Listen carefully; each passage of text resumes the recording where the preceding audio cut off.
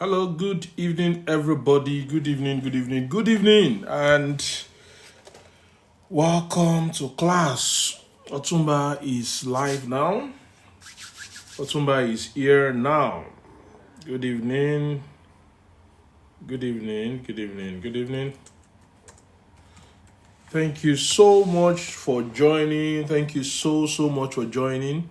I really appreciate every one of you. I wasn't around last week. I had a few things to do, so I had to just attend to something, personal development. I think I posted it here. Personal development, it is key. So I had to attend to that. So that was why I couldn't come here last week. But Otumba is here today. So I welcome every one of you. I'm trying to invite more people to join us.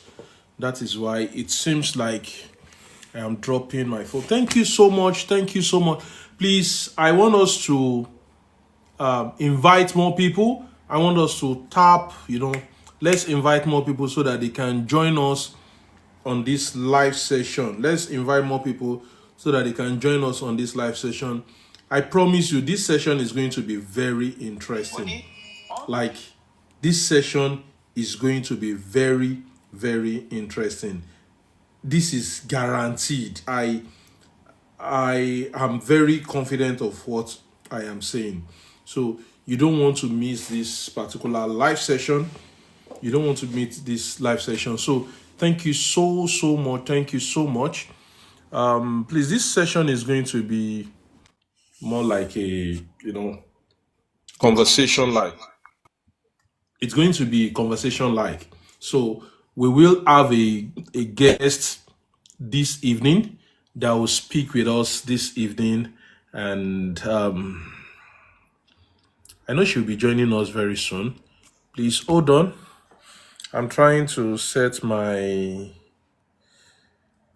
really get. Funny enough, this what do they call this? This TikTok. I am here to really get TikTok very well, but then trust me, I'm going to get it. I will. Don't worry. I'll get. Okay, Mazino, our guest today is here. I will bring you up. I will definitely bring you up. So please just hold on. So thank you, every one of you, for coming. Thank you so much for coming around. I really appreciate you. So without wasting too much of our time, because this is going to be a long conversation, without wasting too much of our time, let me just bring up our guest for today. Please, I won't be able to bring you up. Anybody sending invite to me, I won't be able to bring you up yet until it is time for you to really speak. So if I don't if I don't bring you up at the moment, please don't be angry with me. I want our guest today to speak first. I want her to, to share her thoughts with us first before I allow people to come here. But before I allow her to talk, before I bring her up here to talk, she's already up here. But before I allow her to talk, please, I want us to share this class. Let's share this live session with more people. Let us like this post. I want us to have a minimum of 3,000 likes before she starts speaking. We have just about 478 likes now. Please, let's make it to 3,000 right away. Let's make it to 3,000 likes immediately. I know we can do that. So please, let's keep doing that. Let's keep liking. The essence of liking this post is so that TikTok will recommend it to other people that might be interested in what we are discussing, what we are talking about. It is not for any other thing. I don't have any ulterior motive for telling us to do that. So we are currently at 800. We are currently at 940. Please let us make it to 3,000. When we have it at 3,000, I will introduce our guest, and I will just allow you to hear her before I now bring her back again to come and speak. So please, let's make it to 3,000. We are just at 1,300 at the moment. Let's make it to 3,000. The truth is, our guest today, by the time you hear her speaking, she's firebrand. I can tell you. I'm not here to preach, but I know who I am talking about. So please, let's make it to 3,000. We are 1,400 short of 3,000 likes. We are 1,300 short of 3,000 likes at the moment. So please, let's make it to 3,000. Oh yeah, I know you can do it. Thank you so much, House of Diamond.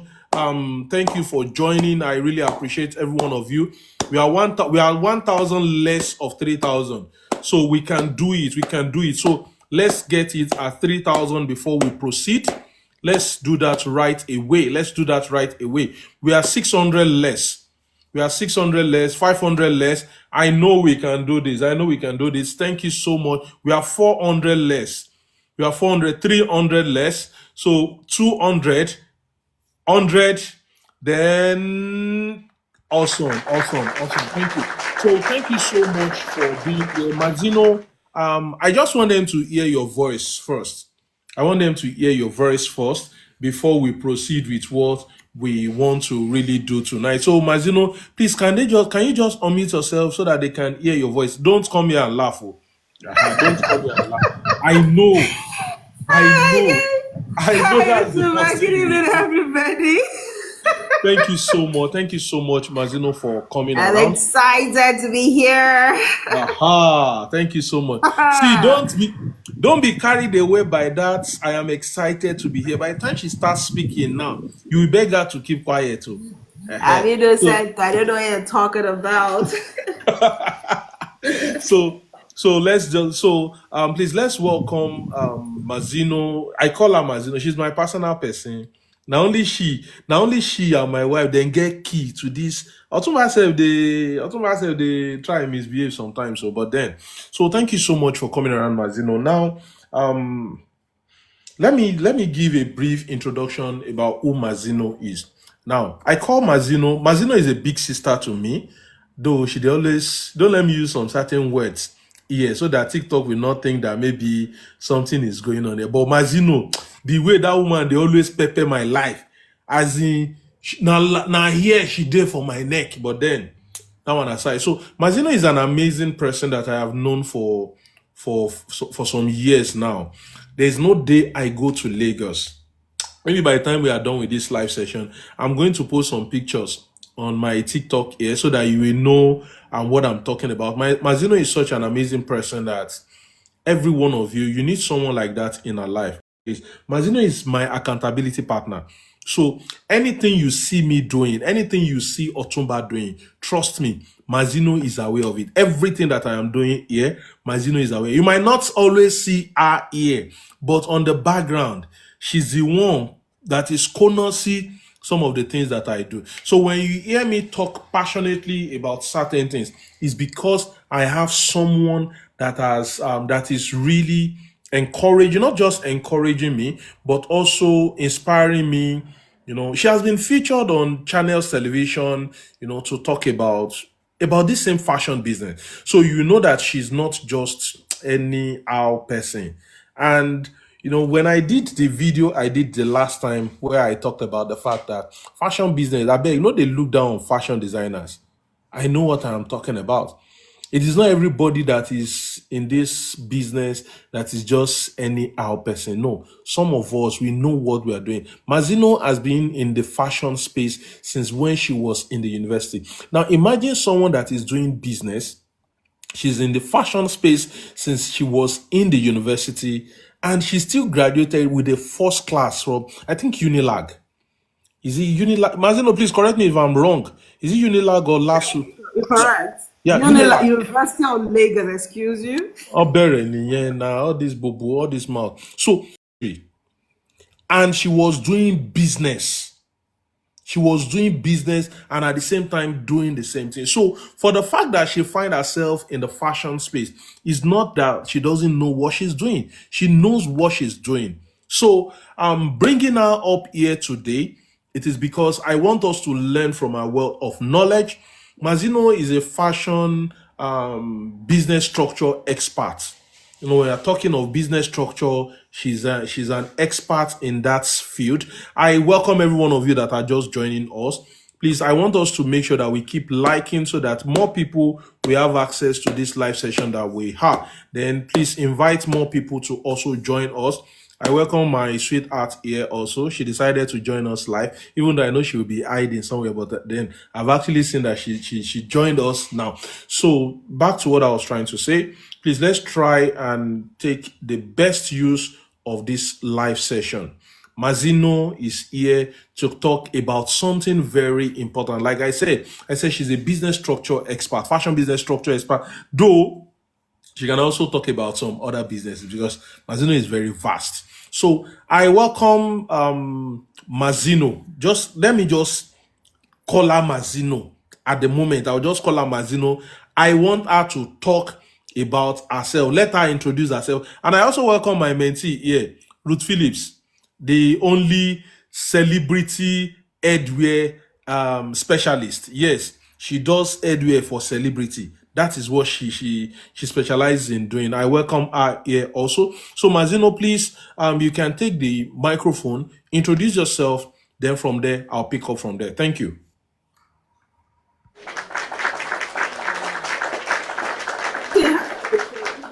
Thank you so much. Thank you so much.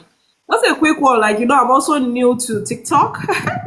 You're the one that's even making me come to TikTok. Thank you so much for the push, I must say. So I'm gonna confess that.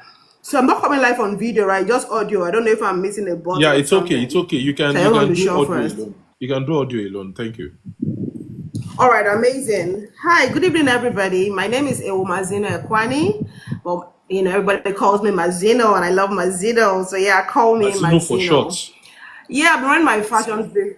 Yes, so I ran my fashion business for a while, for well over 15 years. It's been an interesting journey. My background, like Roche said, is, biochemistry, first degree. I have a master's in business administration from University of Lagos. I've worked in corporate as well, banking, project management, human resource management, training, coaching, and what have you.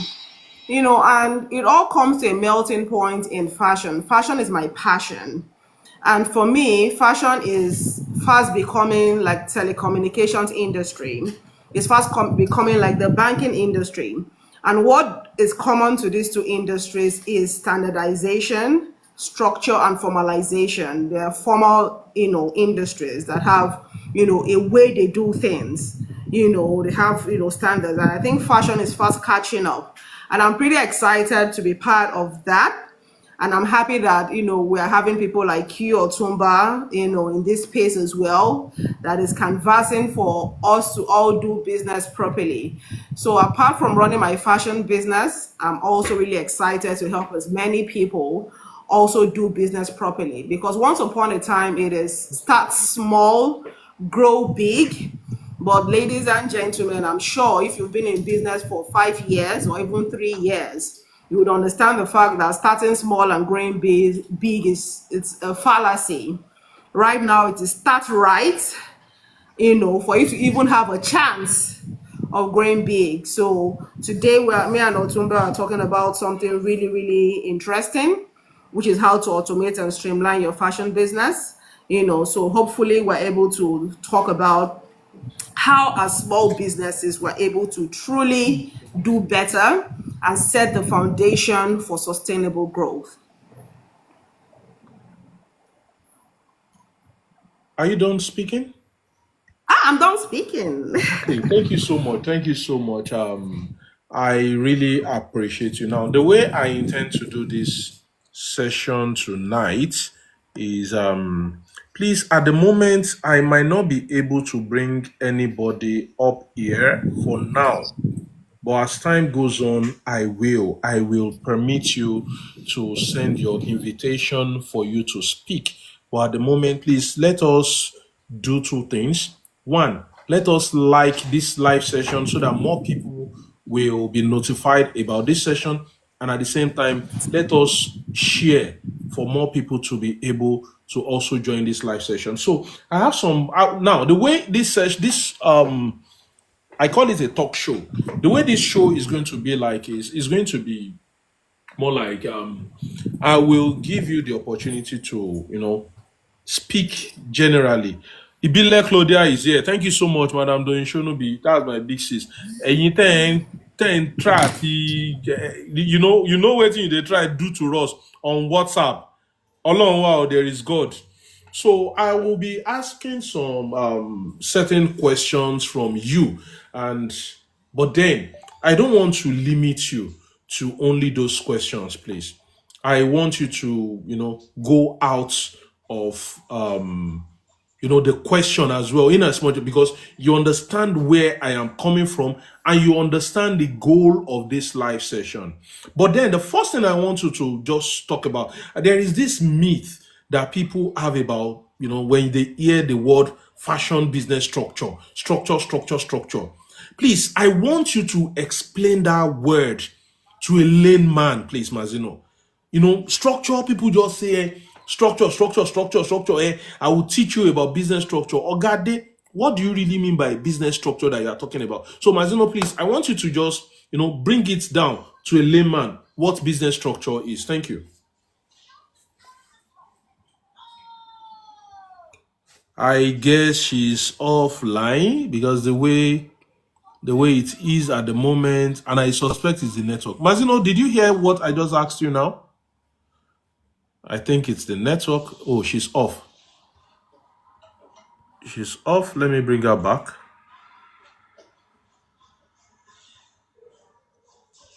I think she went off a bit. She went off just now. I guess it's the network.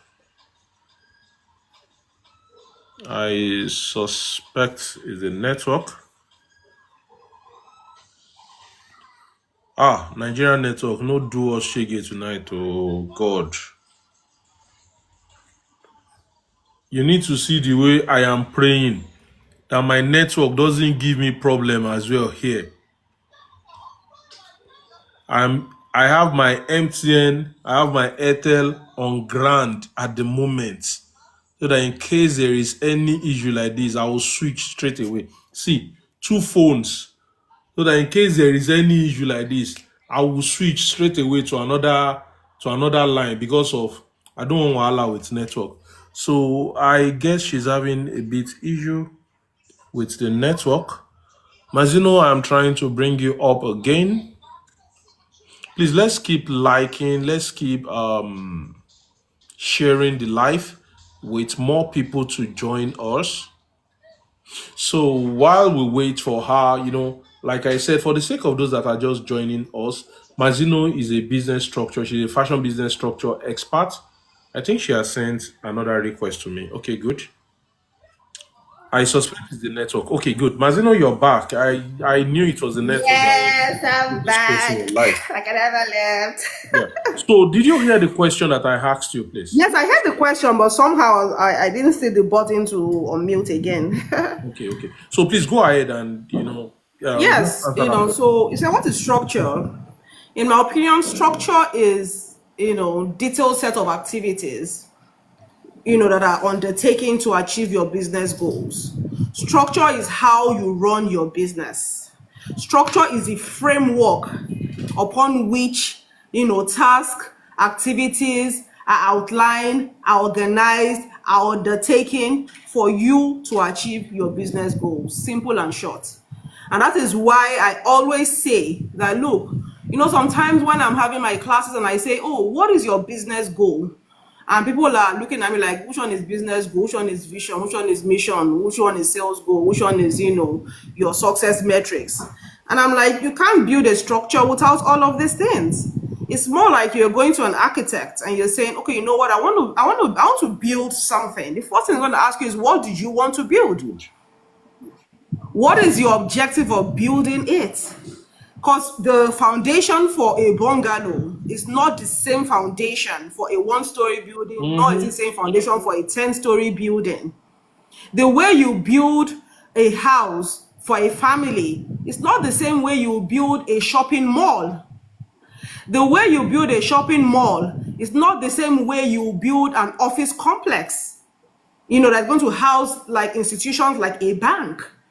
So based on, so whatever, what in structure is that this is just to facilitate what you want to achieve as a business person, right? So yeah, I think that's just summarized. So structure is how you run your business, it's how you undertake activities, it's how these activities come together for you to be able to achieve your business goals. And that is why I always say that there is no one size fits all with regards to structure. Why? We don't have, of course, we all want to be successful, but guess what? Success means different things to different people. Yeah. There are certain things that are, that are similar. I mean, what want to make sales, what want to, yeah, those are generic, success metrics. But trust me, when it comes to how we want to achieve this success, there were different dispositions, our different personalities, our different gifts, our different talents, our different connections, our different experiences, our different beliefs, our different values will now come to play in how we align our activities to achieve the same sales goal that we all have. So that is where structure comes in. So structure is for everybody, but everybody must understand what they want structure to do for them. Structure is a willing tool in the hands of the business owner. Okay. Thank you so much, Azino, for just bringing this to our level. Because me, I be novice.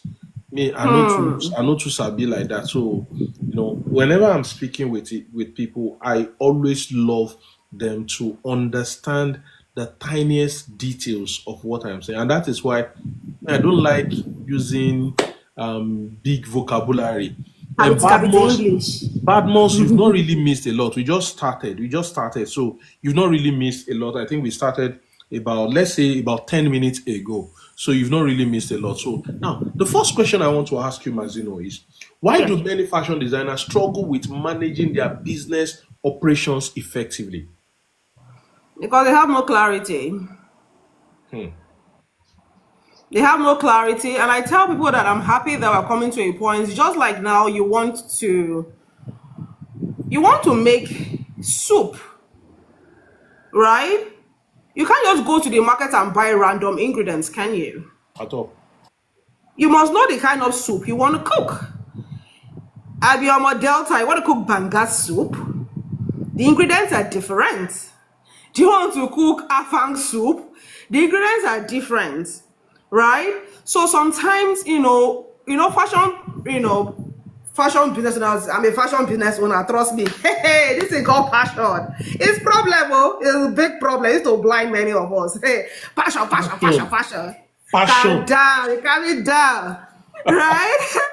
See, I tell people that fashion is a passion trade. I repeat, fashion is a passion trade. So sometimes you hear things like, oh, when I was a little girl, I used to style my dolls. Every piece of paper I have, I used to make, dresses for my dolls. As an adult, I used to watch all the reality fashion shows. I really, really love fashion. I need to style people. I've gone to go and learn. When you finish learning, you open your shop, you all start sewing. See, fashion is passion, amazing. But let's remember that fashion is also a business. And I tell people, if you have a good recipe book and you want to use a proper recipe book, especially the pictorial recipe books to make a cake, right? Whatever you make, it's either is going to look like a cake, smell like a cake, taste like a cake, all of the above, but guaranteed you will say, oh, this thing is like a cake. So for small business owners, we have to come to a point where we understand that there are principles of business. Before you start doing business, there are things you need to sit down to define. Please And it takes a mention lot them. of, exactly, it takes a lot of time for you to come to. Number one, what do you want to achieve? What is your vision? Why fashion? Why fashion? Because fashion is quite broad. So you need to identify, okay, why fashion? What am I all about? What is my vision? What do I want to achieve with this fashion? What do I want to achieve in this industry? Do you understand? Then you're also studying the industry that you're going into, right? What exactly do I want to do? Where do I want to play? Who do I want to serve? When you study the industry, you're able to see, oh, these are the gaps that exist. This is going to be my unique selling proposition. This is what's going to guide your positioning. Do you understand? So once you identify, oh, is it that I want to do what other people are doing? And there's nothing wrong with that. I tell people that there's a clothing, gap, especially in Nigeria and in Africa, where we are not really big on, mass production yet.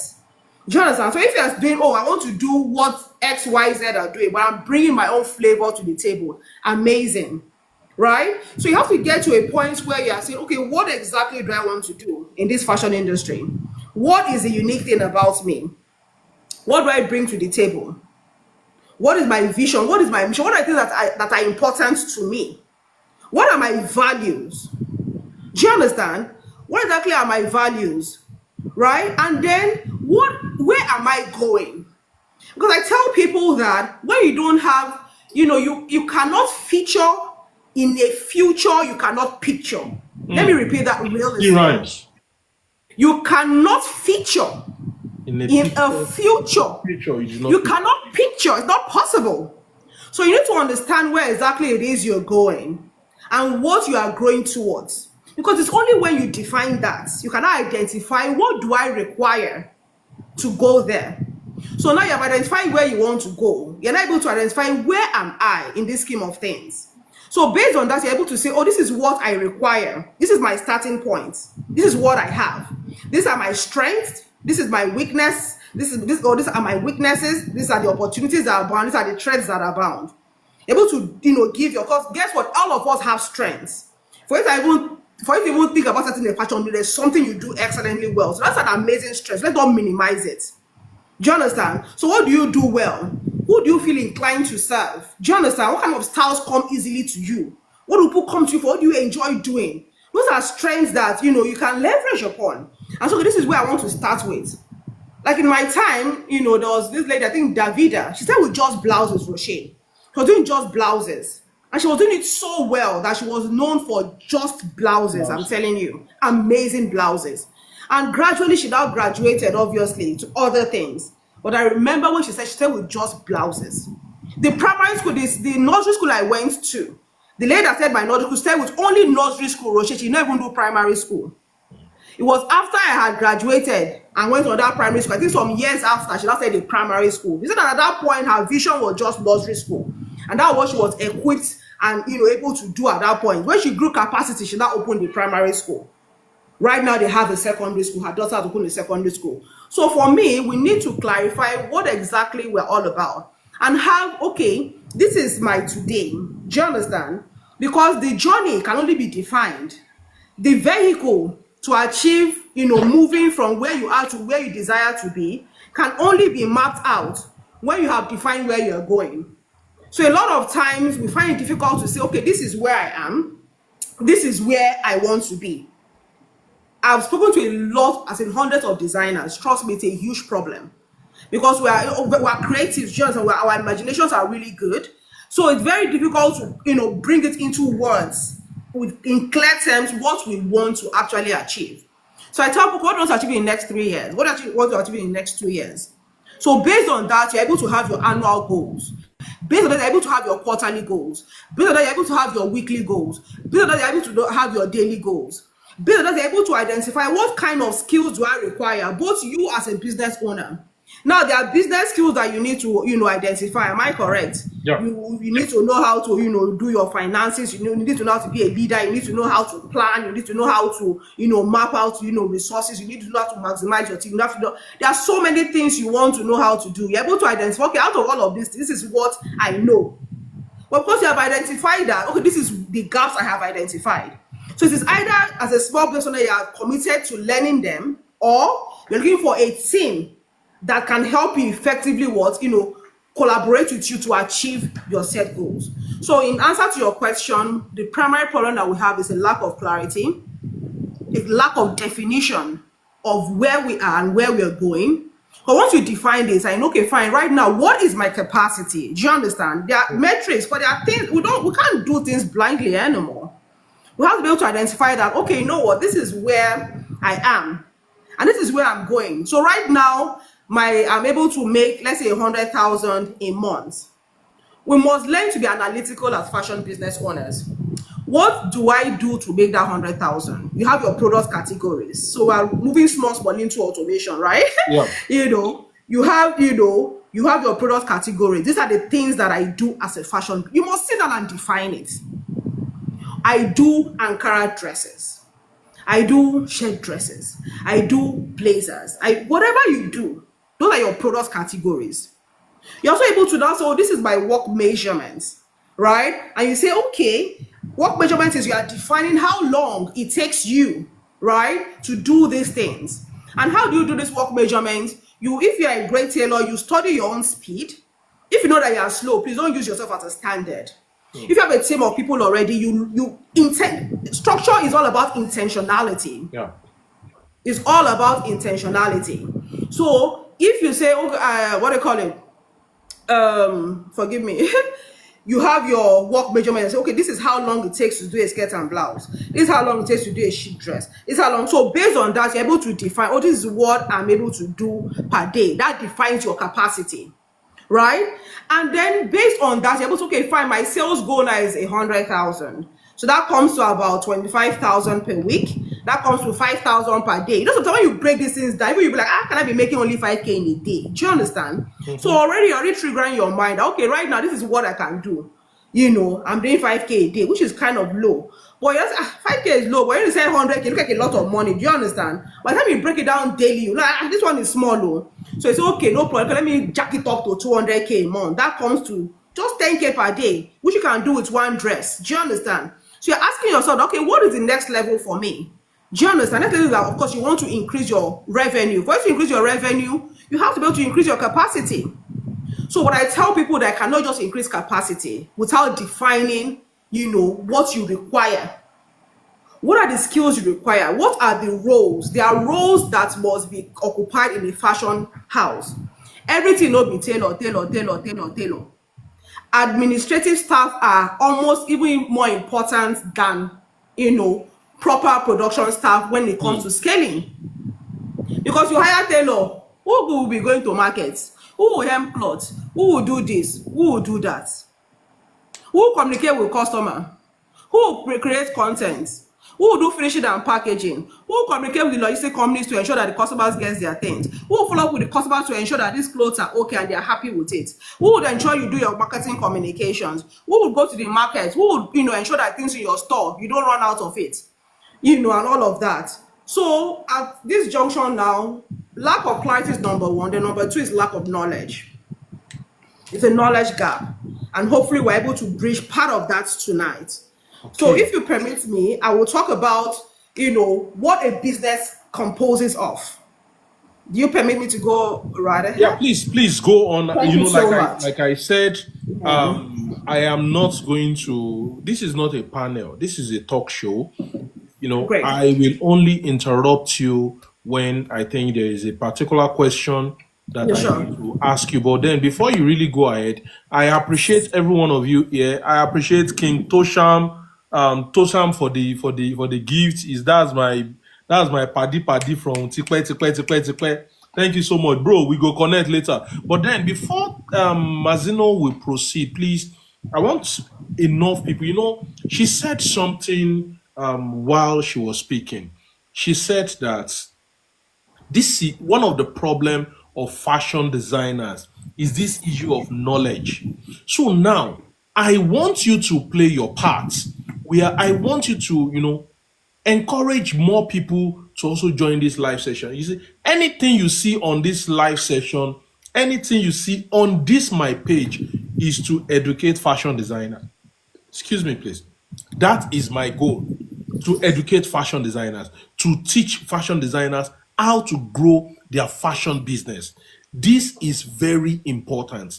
And that is why I am doing what I am doing here. Myself and some of my colleagues, I don't know if Beth is here, I have some other people that we do this live session on TikTok here, and the goal is one, to come and educate fashion designer. Now, it is now left for you to implement what you have learned. So before I allow Mazino to proceed with what she's teaching us, I want us to take our like I want us to take it to 20,000. We are currently at 13,500. I want us to take it to 20,000. And I know we can achieve that within seconds. We are about 88 people. And I want you to also invite more people. V Stitches, thank you so much for joining. Folayemi Fashion Academy, thank you so much. Bayfly Fashion World, thank you for following. Bright Exclusive, thank you for sharing. She's been sharing the video live session. Tom Rachi Fashion, sorry if I don't pronounce your name very well. Kafi Couture, Evie Couture, if I don't pronounce your name very well, please, I sincerely apologize for that. It is not intentional. So thank you so much. Phil House Fashion, please let us take this to 20,000. We are just about 14,400 at the moment. House of Dadesma, thank you for sharing.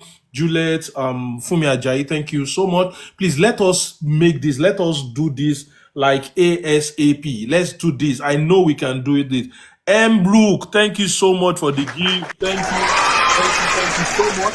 Thank you. Please, let's do this. Let's do this. King Tosham, thank you so much. So while we wait for, the reason I asked us to do that is just for more people to, know more about this, so that TikTok will recommend this live session to more people. There's nothing else. My own goal is to teach people. So please don't think that maybe there is any one big deal there for Tumba. No. I don't do that. If I want, let's leave that one aside. So Toban, thank you. That's my mentee, but the celebrity headwear expert. Celebrity headwear expert, she does headwear. Thank you so much. So Mazino, I think you should proceed from where you stop. Please just go ahead. Thank you. Thank you so much. So yes.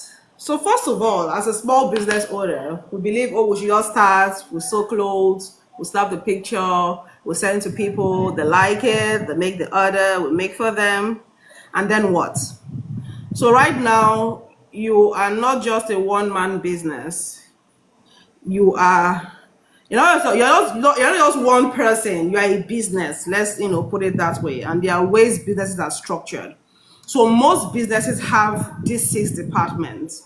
You have your sales and marketing department, you have your operations, you have your admin, you have your human resources, you have your accounts, you have your management, which is where you as a CEO comes to play. And then you're asking yourself that, hey, Mazino, it's only me now, which one is departments?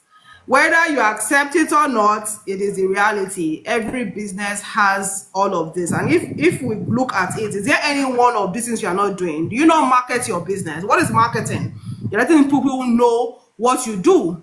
You're letting people who have the ability to buy from you to be able to know about your business. That is the essence of marketing. Am I correct? Do we do that or not? So let's do that. In the comment section, let's make this a little interactive. So you make people to know about what you're doing. So when you go, you post on, Instagram, you post on your Facebook, you post all of this, you are marketing. So now that you have done your marketing, you are now doing your sales. What is sales? You are converting those leads to customers. So now when you're trying to convert leads to customers, you're doing things like, creating offers, you're trying to close, sales in the DMs, when people, send you inquiries, you are answering their inquiries and ensuring that they are happy and you are closing the deals. Don't you do sales? Yes. Let me see that in the chat. Only you marketer, only you sales manager, you are doing well.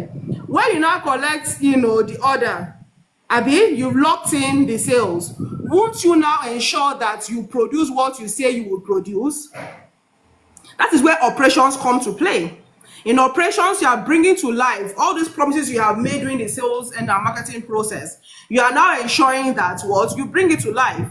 So your order fulfillment is under your operations. Your production is under your operations. Your quality control is under your operations. Now let me break it down for you. When you collect an order, would you not do the pattern? Yes or no? Pattern drafter, are you there? Will you not cut? Yes or no? Let me see the yes, so it's not just only one yes, so I really I'll be saying yes. Right? Won't you, do your pattern? Yes. Won't you cut? Yes. Won't you sew? Yes. After sewing, won't you do your quality control to ensure that it fits the measurement of the customers? The quality control, you have a quality control checklist. That's a story for another day, right? So you are checking against what you have, and then when you have finished it now, you do your finishing. If you have to hem, if you have to tag buttons, if you have to do embroidery, if you have to do stoning, if you have to do beading, you do all of that. When you finish, you do the next level of quality, quality control, quality assurance, to ensure that these clothes are perfect, the buttons are well tacked, the embroidery is well done, final check, and then it is packaged. You do packaging, right? And then of course you send to the customer. Do we do this or do we not? We do. Yes, so 1,000, you are doing well. So the yeses are continuing, right? Now we go to admin. In administration, I put it to you that everybody is an admin officer. Say yes, so I'm an admin officer. Let me be sure you are hearing me loud and clear. Yes, so In admin, in admin, do you not do procurement? Don't you go and buy your tailoring materials? Don't you buy fabrics? Don't you buy your lining, zip and thread? Right? Then when you now come back home, you are able to put it into your store. You are a store manager. Hallelujah. Yes, so store manager, you keep the things in the store. Abi? Then you are also an inventory officer, because you are also checking that the stock level in your shop does not go below a particular quantity. Because I tell people that I hate emergencies, and that is part of this business automation that we're talking about today. So you are doing inventory management to ensure that, number one, you're not buying excess of things, because that inventory they are putting in your store, some people, you open their store, you see like 100 yards of about lining. When not if you are selling about lining, but you have got to go and over purchase. Either you have done poor material, material usage identification. So for a cloth that is supposed to buy 2 years, for you to go and buy 5 years, you use 2 years, you're not going to keep 3 years inside store. After 1 year, you have like 3 years, you have like almost 100 years in your store. That is inventory management. So yes, you are also an inventory manager. You are a storekeeper. You are a procurement officer. And under admin, we also lap together, logistics. You're also logistics officer. You handle, even if you are dealing with, logistics partners, you are also what? Handling logistics. Is that not so? now so Now so you're an admin. Now, Madam HR, say I am a HR manager. You don't get to human resources. It is you that will recruit tailor. It's you that will look for operational assistants. It's you that will sit down to understand that this is my goal, this is my dream. Based on my sales goal, you are also identifying these are the people that I require, coming up with your organogram. And you are saying that this is my organogram that I require. These are the people that I require. Of course, as a small business owner, you have to collapse roles. That is the reality. But you must be very, very deliberate about this. You're going to create your job descriptions. You are going to create your policies. You're going to create your, KPIs, key performance indicators. You are providing all of this. It's you that will run ads. It's you that will do publicity to, advertise the positions. It is you that will still do selection. After you have done selection, it is still same you that will now pre-qualify. You now know who's coming for interview. This same you will do interview. This same you will judge interview. This same you will know, will offer, your staff, based on what you have, in line. You will follow up to see whether the person accepts or not. This same you will give an employment letter. This same you will issue guarantor form. This same when the staff resumes, you would also what? Do onboarding. You will do on the job training. You will do hand holding. You will do supervision. Hey, clap for yourself, HR manager. Are you there? Are you doing this or are you not doing this? Narichimo. Then we now come to finance. Only you will give customer invoice, true or false? Only you will give customer receipt, true or false? Only you will follow up on customer payments, true or false?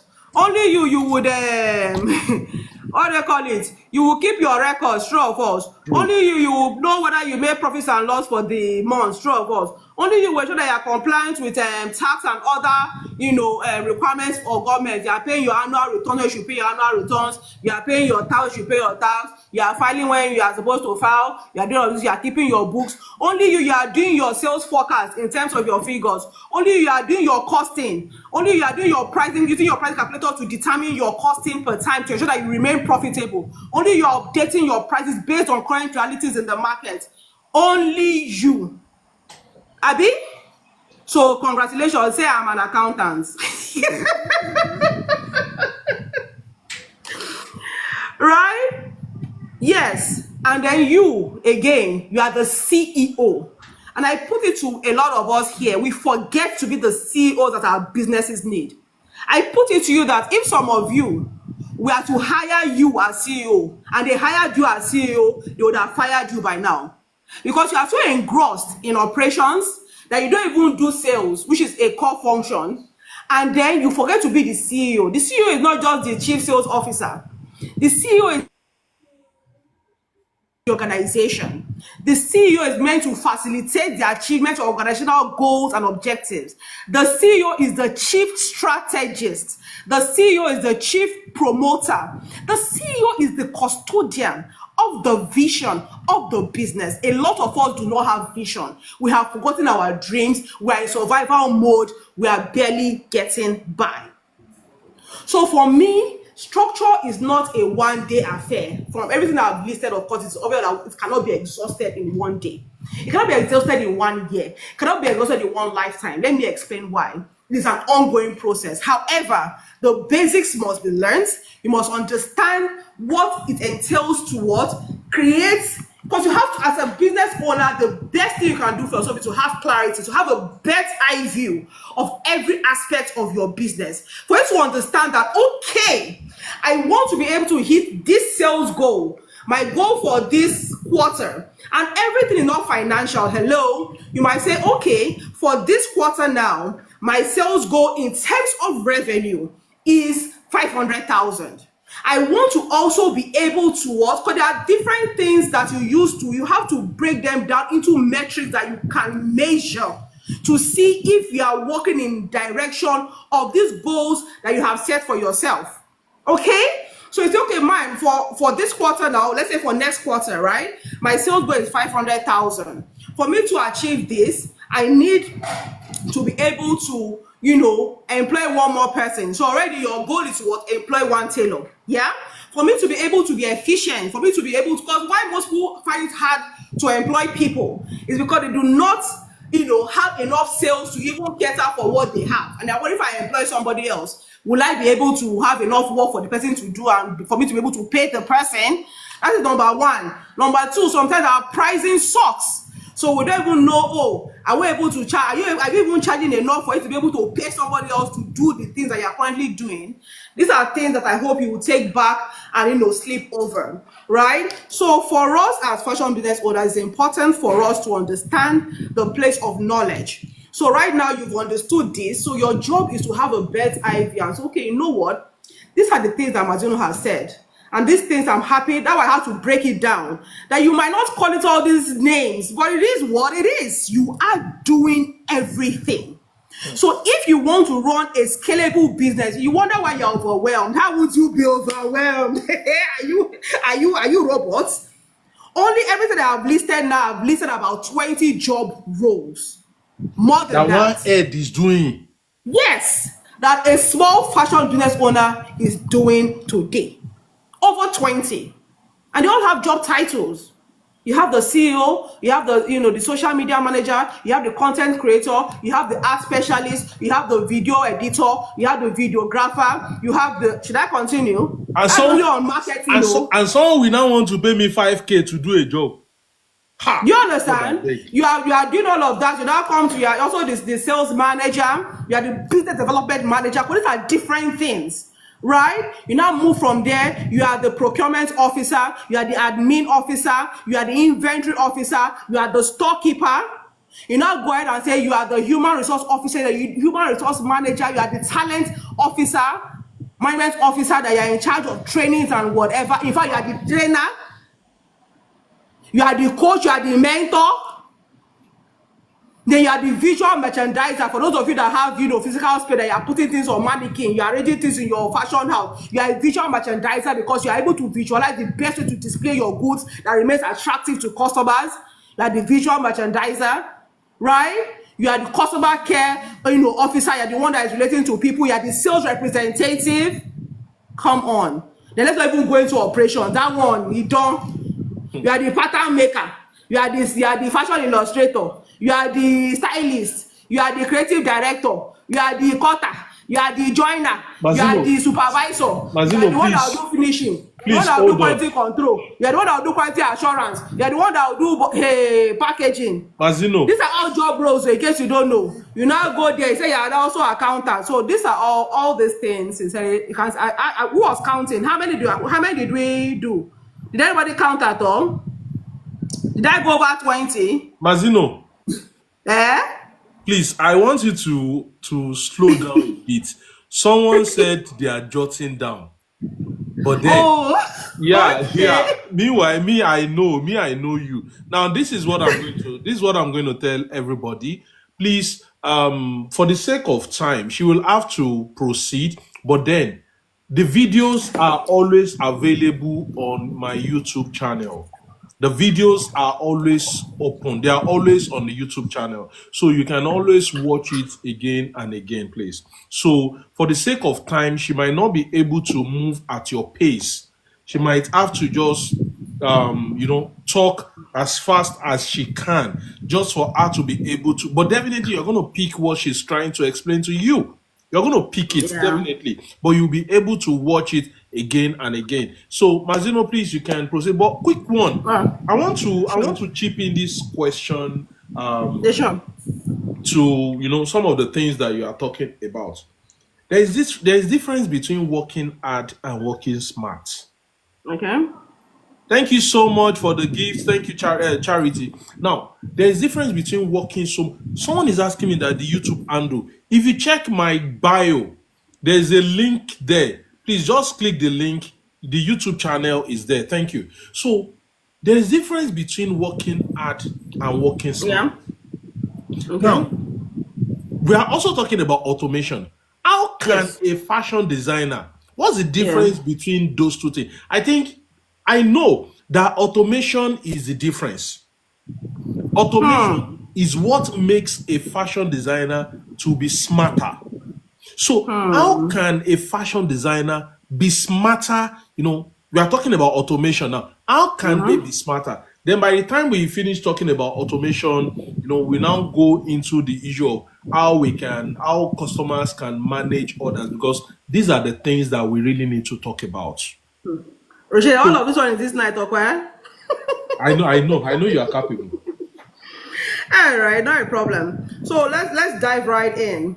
So what I had to do was to create a foundation so that we're all on one page, right? Because sometimes when we say structure your business, people believe that structure is for big businesses. Now, when you hear departments like sales and marketing, like administrative functions, like accounting, we think, oh, it's all those people that have offices, they have a signage on it that has sales and marketing manager and operations manager. That is who. But I have proven today that whether you carry the title or not, you are doing all of these roles. So that brings us to automating and streamlining your fashion business. So now that you're conscious that you're doing all of these roles, right? Automation is what is running your business efficiently, is working smart. You will still work hard. But what efficiency is doing the most with the least. I repeat, efficiency is doing the most with the least effort, with the least wastage, with the least resources. You are driving, because whether we like it or not, right? Who is that? Who is AP? Oh my gosh. Whether we like it or not, Oh, you saw Jerry also. I'm currently yeah, replying to Jerry. whether you like it or not, right? Sorry, Cherry, don't make me lose what I want to talk. I'm coming. Pele, sorry. Okay, yeah. What I'm just saying is we need to be intentional. So Yeah. now that you understand that this is what is before me, it's not for you to get inundated, not for you to get overwhelmed. Because sometimes if you're not careful, if you don't manage your resources, right, you are going to feel like, am I doing all these 30 roles? Headache that you are not feeling before, you start feeling it. Tired that you are not feeling before, you start feeling that tired. But like, hey, work has killed me, or wants to finish me. Just because you are not conscious of the amount of work that you're doing right now. So what I want to say is, as business owners, especially small business owners, you are doing all of these things already, which is why you are staying small. which is why you're overwhelmed, which is why you are not growing, which is why you are not able to perform your roles as the CEO of the business, for you to be able to strategize, for you to be able to even define the goals of the organization, for you to be able to strategize to achieve those goals of the organization, and for you to be able to identify what you need to do to be able to achieve this. And automation is not just using technology and machinery, because that is one definition of automation. Using technology, using machinery, to enhance the efficiency of your business so you're able to do more with little or no manual input. But right now, as small business owners that are not, of course, there's a place for technology. There are things that, I tell people there's a place for knowledge. There's a place for knowledge, there's a place for technology, there's a place for the knowledge of the technology, there's a place for the ability to deploy the knowledge of the technology. Because some of you here know how to do many things, but you're not deploying to your business. So your business is where it is. Where's the time to deploy? You have attended lecture, no time to implement. Information junkies.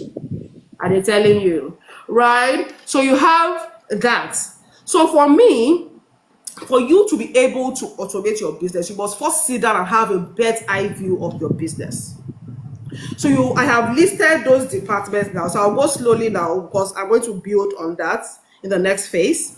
So you have your sales and marketing, you have your operations, you have your admin, you have your human resources, your accounts, and then management, right? So now you are now the business owner, you are doing all of these things. You must understand that your job is to scale your business. I repeat, you will not remain small.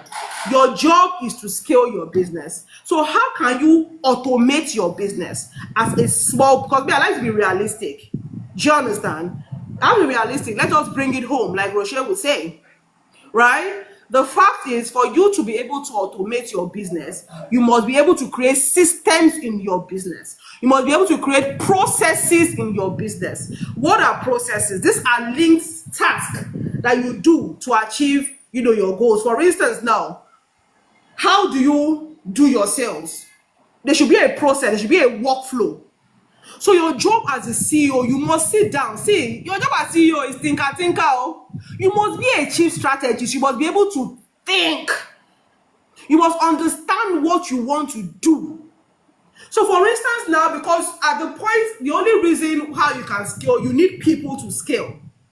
But let me tell you something. Some people are running from bespoke to ready to wear because bespoke tailor is giving them problem. Bespoke customers are complaining that the cloth is not fitting, the cloth is not tight, they're not meeting the delivery timeline. They are ready to wear. You only want to go and amplify your problem because the problems you say exist and will be amplified. That's it. So for me, you must know that, see, there's no running anywhere. What exactly, for me, my people know me. I don't know how to quench fires. I like to be proactive because there's no energy to even do the work at hand. Don't have to be quenching fire. Fire about where down to quench the fire. Do you understand? So as a business owner, you must do your projections. You must be able to say, okay, fine, what do I want to do? You must sit down and create processes for everything that you do in your business. You must, in one way or the other. How do you do your marketing? Do you understand? Do you run ads? Do you do only marketing communications? Do you do, calling? Do you do WhatsApp broadcast? How do you do your marketing? You must define it. Do you understand? So from your marketing efforts, how do you do your sales closure? How do you close your sales? Do you understand? Do you follow up? Do you send offers on birthdays? What do you do? How do you create, if you're a customer wants to make an order, what is the process of making an order? What are those things that you are going to request for? So a typical, let's do like, let's practicalize this, right? Who is with me? Can we do this? If I say like 3 years is I'll continue, so now I'm not talking to myself. Can we practicalize this? Yes or no? Oh yeah. Are you here? Okay. You see now? The remaining one. You already got about 10 years ago. Oh my gosh. All right, great. So right now, because the fact is the beauty of automation, right? When you get up, you don't have to think about how to brush your teeth because there's a way you already do it. Do you understand? And for women that have been cooking for a while, there's some dishes that, in fact, you cannot say salt. When you use your hand to measure salt, is it 1 teaspoon? Is it 1 gram? Is it 2 grams? You really don't know. You don't know that you just chook your hand inside the container of salt. You don't do your hand like this. A lot of times it's very difficult to even teach your children sometimes. So even me, I'm learning how to use teaspoons. So I can, have a measurement to even train them with, so they will even be able to know. But me as an experienced cook, you just to chook inside salt. Yes, you know the ever less. It's perfect almost all the time. You understand? So exactly. You have the experience as the business owner. You have a vision of the experience as the custodian of the vision of the business. Mm-hmm. Do you understand? So you must sit down and say, okay, this is how I want it to be done. And I tell people that sometimes it's not a matter of using your native sense. There are standards to doing this thing. So you must plug into a pre-existing standard. There are industry standards, not for you to be doing your village thing and thinking you are doing well as well. Sorry to say. You must be sure that whatever you are doing is standard. I can take you from here to there. So a part of automating, for instance, for a small business owner is to what? Create processes. Is to create policies in your business. So let me break it down. For instance, now, how do you do your sales order? A customer makes an inquiry, right, about an outfit. You confirm, availability and answer the customer's question. The customer, confirms willingness to buy. You go ahead and send what? You send the size chart, and you send the link to the catalog, for the customers to, make his or her orders. Once you do that, you confirm the color, right? You confirm the size. You agree on delivery timelines. Am I correct? You agree on, because this is very important, especially for we that are doing made to measure, right? Sometimes the customer wants to go for a party tomorrow, he's ordering clothes from you, he will now pay you. He'll now be telling you tomorrow morning, hey, where's my clothes? You say, no, it takes 7 to 10 working days. Hey, they say. And maybe overnight you have spent the whole customer's money to sort 1 or 2. So part of your ordering process, you are agreeing on delivery timelines, then you are sending the customer a bill, and the bill does not have to be that you are sending one big invoice or whatever. Do you understand? So you can just be that, you are sending a bill to the customer, just as a chat. Okay, these are the things you have ordered, this is your bill, this is the delivery charge. And it's very important to agree on delivery, what they call that thing. So apart from giving delivery, you agree on delivery timelines, you also agree on delivery mode. Is the person coming to pick up, or you send to the customer? The person also sends you his or her location, so you're able to bill for the delivery charge and send it as part of their bill. Now they cause fights where you are finished sewing clothes. Customer is now telling you that you know that the Shebi, I have paid for delivery also. Not part of the charge of the clothes. Do you understand? So you are sending, the person's bill. The person makes payment. You confirm payment. You send the person his or her paid invoice or receipt, and then you now pass on to the fulfillment team. That is a sales ordering process. Now with this sales ordering process, right, you are able to delegate to even a school start leaver, to your intern there, and say, okay, this is how we do sales. Do you understand? Now for this same sales process, you now have procedures in between. Called procedure now detail how you do all of these things. That thing called inquiries. Hey, if we start today, we'll not go finish. Under the inquiries, now how do you handle inquiries?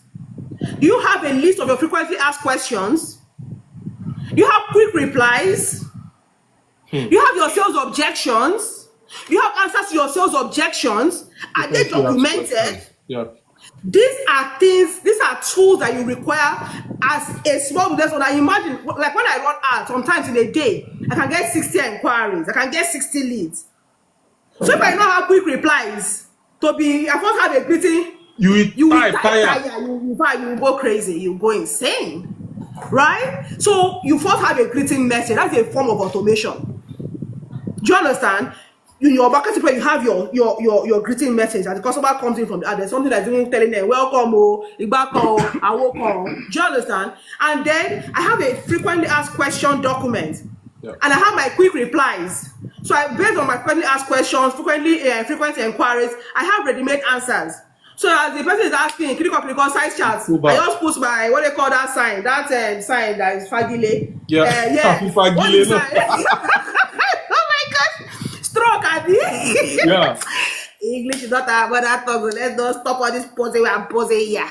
Right? You do that, you put that sign, you're able to also, the person asks for, what size, what is my size? You send this thing. I even have a measurement video guide. That was already ready. I prepared that one. I said the person wants account number. I do this. Quickly, Now you everything send is it. there. The person wants link to catalog. I send it there. I Now, have my follow-up message. So for those that come in via ads, once they have gotten their written message, I give them time to read that one. Then I follow up. I have a follow-up message that's already pre-planned. Has a timing, has a period. So once the person comes in, within the next 1 hour, they will get that follow-up message. That will make them. And I have like 2 follow-up messages. That is automation. I have created a process for my marketing. Do you understand? And then now you have finished your ordering process, right? Then now comes to what? You now go to your sale. How do you fulfill your orders? You have to be able to automate that. Because if you don't have a process for order fulfillment, how are you able to be efficient? Do you understand? How are you able to be efficient? How are you able to work? How can you even be saying? I don't understand how people cope. Do you understand? So once the orders come in, you have a place you record them. And the important details must be taken. That agreed delivery date, it's so important. yeah. So based on that, you are able to do your production plan. A production plan is an A production plan is an outline of what you plan to do for a period of time. Usually I advise 1 week.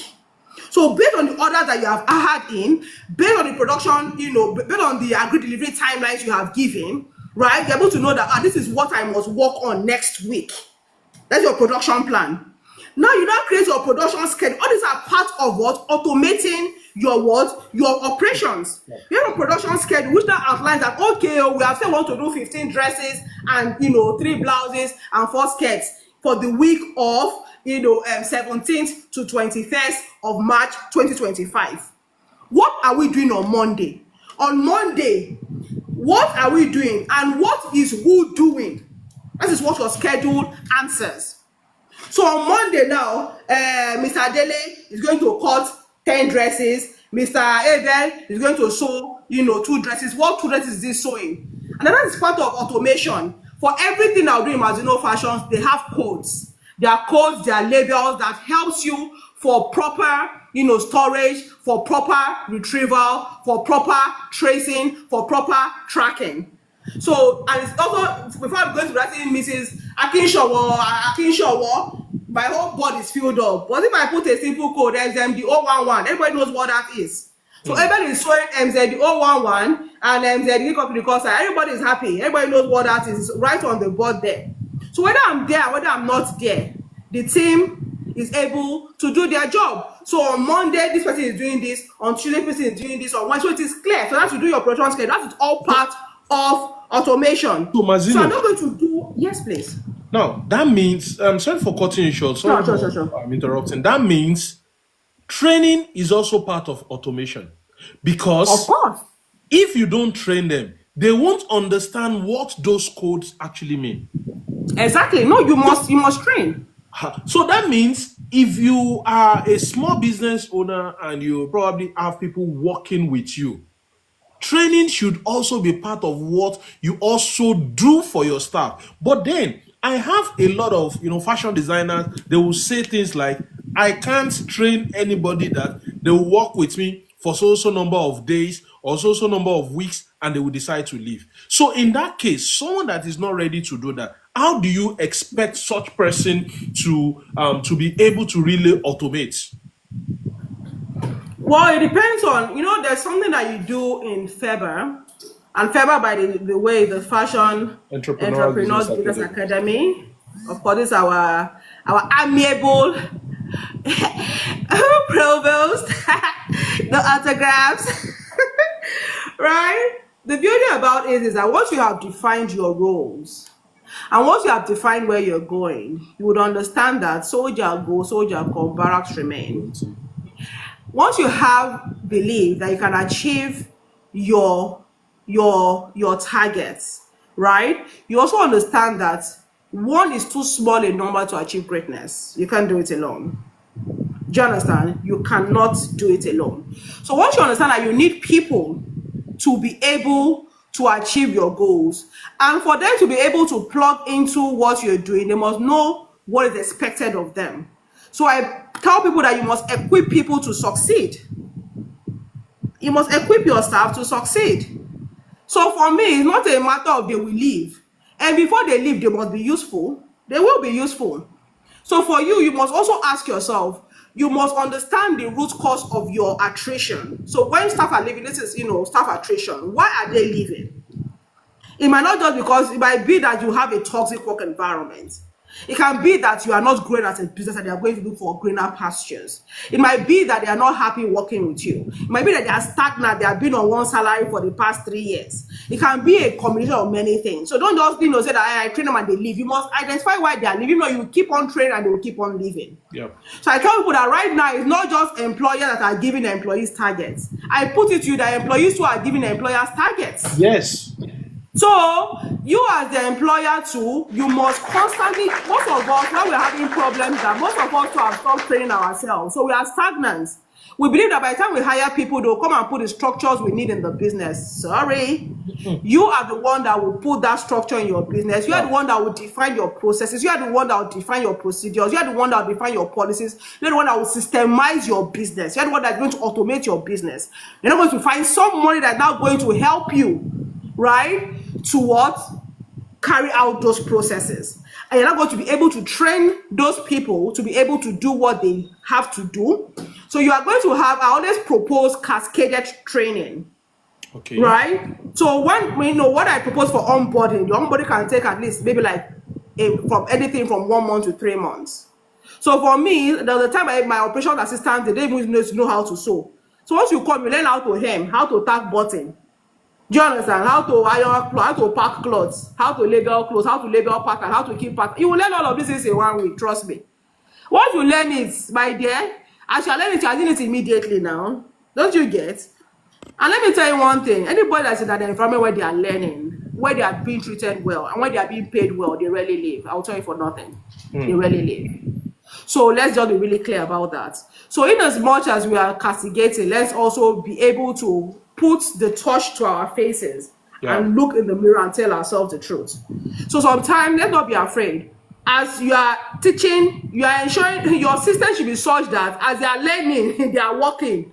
So even after 1 month, you have the training, you train the person. If the work of the training is 1,000, the person has already worked like 5,000 naira for you. So if that person leaves after 1 month, trust me, you are profitable. Yeah. And then there are some roles, like I use interns a lot. They do come 3 months, 3 months, 3 months. There are some roles that are going to be on rotational basis. So you already designed that process to be such that you have a continuous learning process. Soldier go, soldier come. That department does not suffer. So before this one exits, you already have someone to replace. So there is no gap. Then for those that don't leave without giving notice, you also ensure that not just only one person knows everything about that role. So that if one person is leaving, there's not a huge gap in the business. And then you must plug into your talent pool sources. You must have a talent pool. So that if anybody leaves, you will have a way to be able to replace that person in the shortest possible time. And if you want to be efficient, you must have a process in place. So that when you employ somebody today, that person is able to hit the ground running. You have a recruitment process that helps you to be able to attract and retain the best talent. And when they now come in, they are able to have an onboarding process that ensure that they are efficient in the shortest possible time. You already have a training process. You already know how I'm going to onboard. So when they even come, after 1 week, after 2 weeks, they are able to do a lot of things that I think they have been there with you forever. So automation is wide. So what I want to just so that people can hold on to something today, right, really quick, because automation goes across all your business processes. Okay, Otumba, I'm with you. So you see, everything Mazino is saying tonight, I believe every one of you can see that these things, they are very relatable. They are not big grammars that you can't really understand. There are things that you see around you. But before I really go ahead, ma'am, I want to welcome my Oga here, Mr. Jerry Okon and Beth. Beth, thank you so much for joining. Mr. Jerry was actually the program coordinator when I did the Faith Foundation training in Kwara State. That was in 2018 or so. Mr. Jerry, you're welcome. He said he has one or two things to say as per the question that I asked the other time. So, Mr. Jerry, please, you can unmute yourself and speak before I allow our guest tonight to proceed with what she's saying, please. Okay, thank you very much. Please, can you confirm you can hear me? Yes, please, we can hear you. Awesome. Honestly, I just came on TikTok and the first person I saw live was you, and I'm like, this is my person. And then I just had to, join in. And to the speaker, I don't know her name, but I think I'm seeing Ehu Mazino. I hope I got that pronunciation right. Yep, you got it.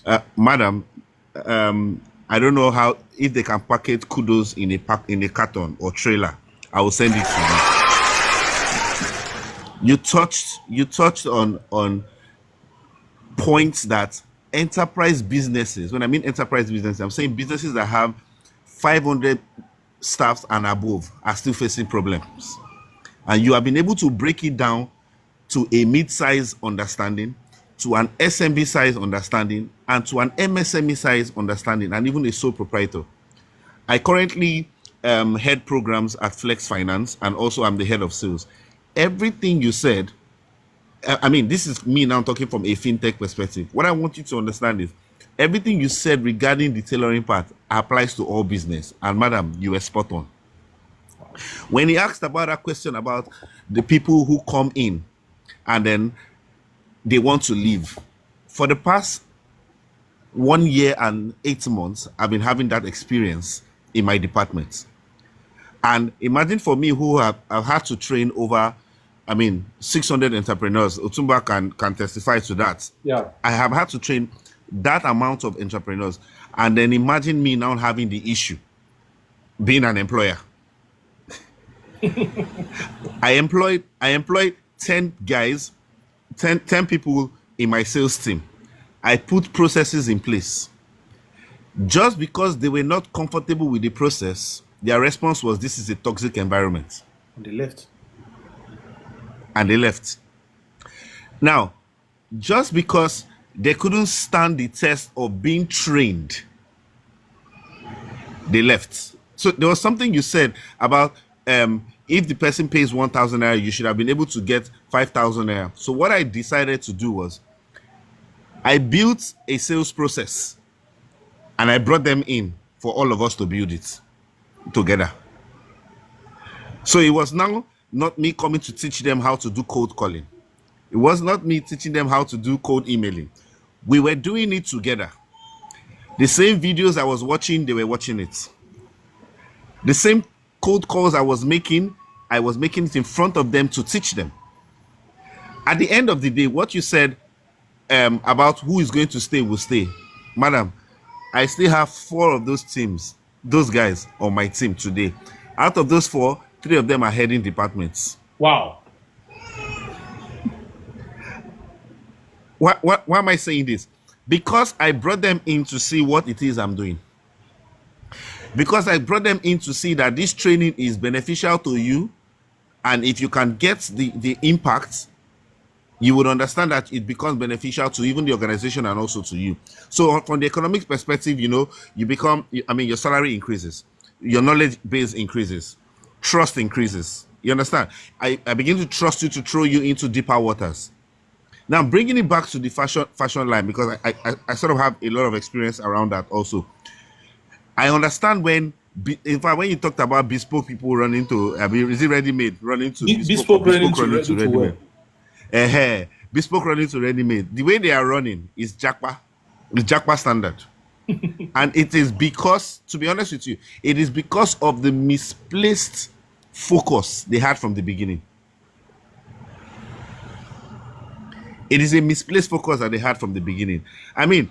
Otumba, you remember when you asked me in Kwara State, who makes your natives? Yeah. That you've been watching me for 2 weeks, I did not repeat one native. And I told you I have only one tailor. Yeah. And I'm still working on him. And you asked me, how can you be working on somebody who is doing this way? I said, because he has loopholes.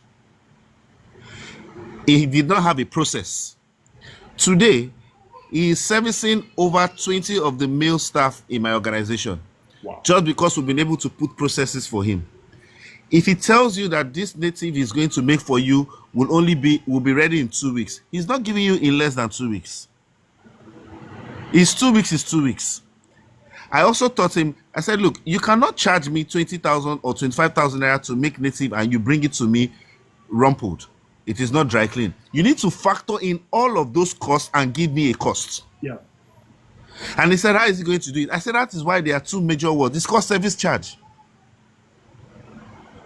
You need to charge me for that.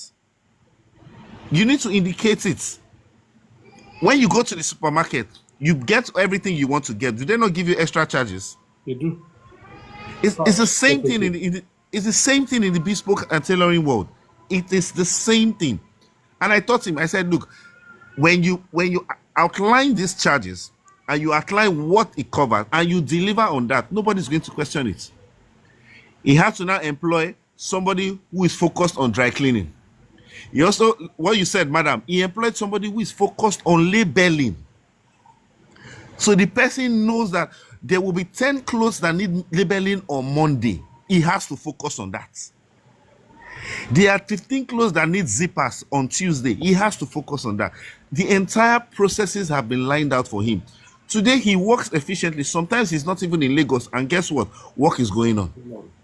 Because he has been able to put things in place. I also told him, I said, you now have to understand how to use technology. You also have to understand how to use auto responses. You made mention of that, madam, and I salute you for that. Now, if you send him a message, he has the stated questions. Welcome. What can we do for you today? What are your orders for today? That is him getting records. So he's not taking orders beyond what he needs to take. It's the same thing if you go to the small business world, if you go to the mid-sized business world, even to the enterprise. And it is one thing that is common. Whoever it is that you train, as long as you are impacting the knowledge, really, like you said, soldier go, soldier come, barrack will remain the same. So, madam, spot on, and I appreciate you. I appreciate everything you said about automation and processes. Businesses will fail today, and they will fail tomorrow without processes. It's the same thing I tell my staff today. Everybody is shouting AI, AI, AI. And I tell them, if you are not working with AI, you will fail. Yeah. If you are not working with, I'm not saying if you are not using it, if you are not working with AI, you will fail. You will be replaced by somebody who knows how to work with AI. It is no longer a thing of you are not employable. No, it is because you are not following automations, you are not following processes, and you are not moving with technology trends. If you bring it to the fashion world, it is the same thing. There are trends and processes that are updated every day. And if you as a business owner are not updating yourself with the trends and automation processes or minimal processes that gives you maximum results, you will fail. So I just wanted to drop that there, and I hope that this message has been passed on to whoever it is that has to hear it. Otumba, thank you for this work that you are doing. And Madam Ewomazino, thank you. I have also gotten something from the things you have said. Thank you. Thank you so much. Thank you so much, Mr. Jerry. I really appreciate your kind words, sir. Thank you so much, Mr. Jerry. Someone asked a question and asked, what's the meaning of AI? AI means artificial intelligence. And there is a way we can also incorporate it in our fashion business. I'm currently doing a research on a particular app that you just place your phone on a tripod and you stand in front of it and it will be able to get your measurements. I tried it some times back, though it's got some parts of me, but then there are certain parts that it wasn't right. So I'm still doing research on it. So AI is AI is crazy. AI is something that we really need to work on. Madam Beth, thanks once more for coming around. Then for everybody that has been very active on this live session, I really appreciate every one of you. Madam Doinshonubi, thank you so much. Bayfly, Bright, everybody, thank you so much for being active. So Mazino, please, I want you to proceed from where you actually stopped. Thank you. Thank you so much. Now I am shy. Why shall I try? Thank you so much, Mr. Jerry, for the kind words. I truly appreciate it. So that's validation for me. The beauty is that you're really spot on. Some of these principles are applied to every business, actually, every business. So I'm going to, what we are talking about today is automation. Yeah. And I can understand because I want to work on our mind. If there's anything I'll take today is that you can and you must if you want to have a chance at survival. So it's not a question of something you want to do, it's something you must do. As Otumba, I took a break from social media this year. I've not been on social media much since January. I think I did. Merry Christmas and Happy New Year. He said, he's my accountability partner. Because in December, I noticed a huge gap in my business. And just like Mr. Jerry said at this level, gap, okay. But I'm humble enough to identify my gap, and I had to, I'm currently in intensive learning period. I told Otumba, look, you can't, I'm at a point where I need to upscale, I need to grow, and I understand that I need to equip myself for me to be able to build that capacity, to be able to grow in line with this growth phase that I am. So I've not been online for 3 months, but I plan to be online soon. Anyway, I'm just explaining that sometimes you got to do what you got to do. And I tell people that when I started business, I started business from a point of then they rush me like hot agege bread. When they said, yeah, they have for you friends that prioritize to say that God love you. Okay, so I started business from a point of view of because the niche that I selected was a niche that was underserved, right? Was a niche that was underserved, and I was serving majorly not just plus size people primarily, but people with unusual body statistics because I had unusual body statistics. I had, I was tall. I am tall, right? I've got broad shoulders. I used to have a small waist. Now the waist is not as small as it used to be. I wonder why, and I had massive hips, so getting clothes that were my size was hard. So I realized that I'm able to solve my problems. I'm able to do this for other people, and we blew.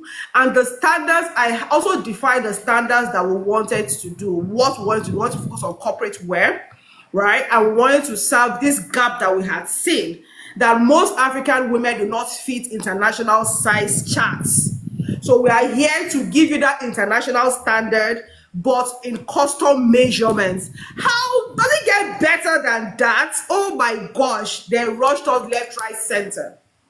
But that growth almost killed us. It almost flattened us.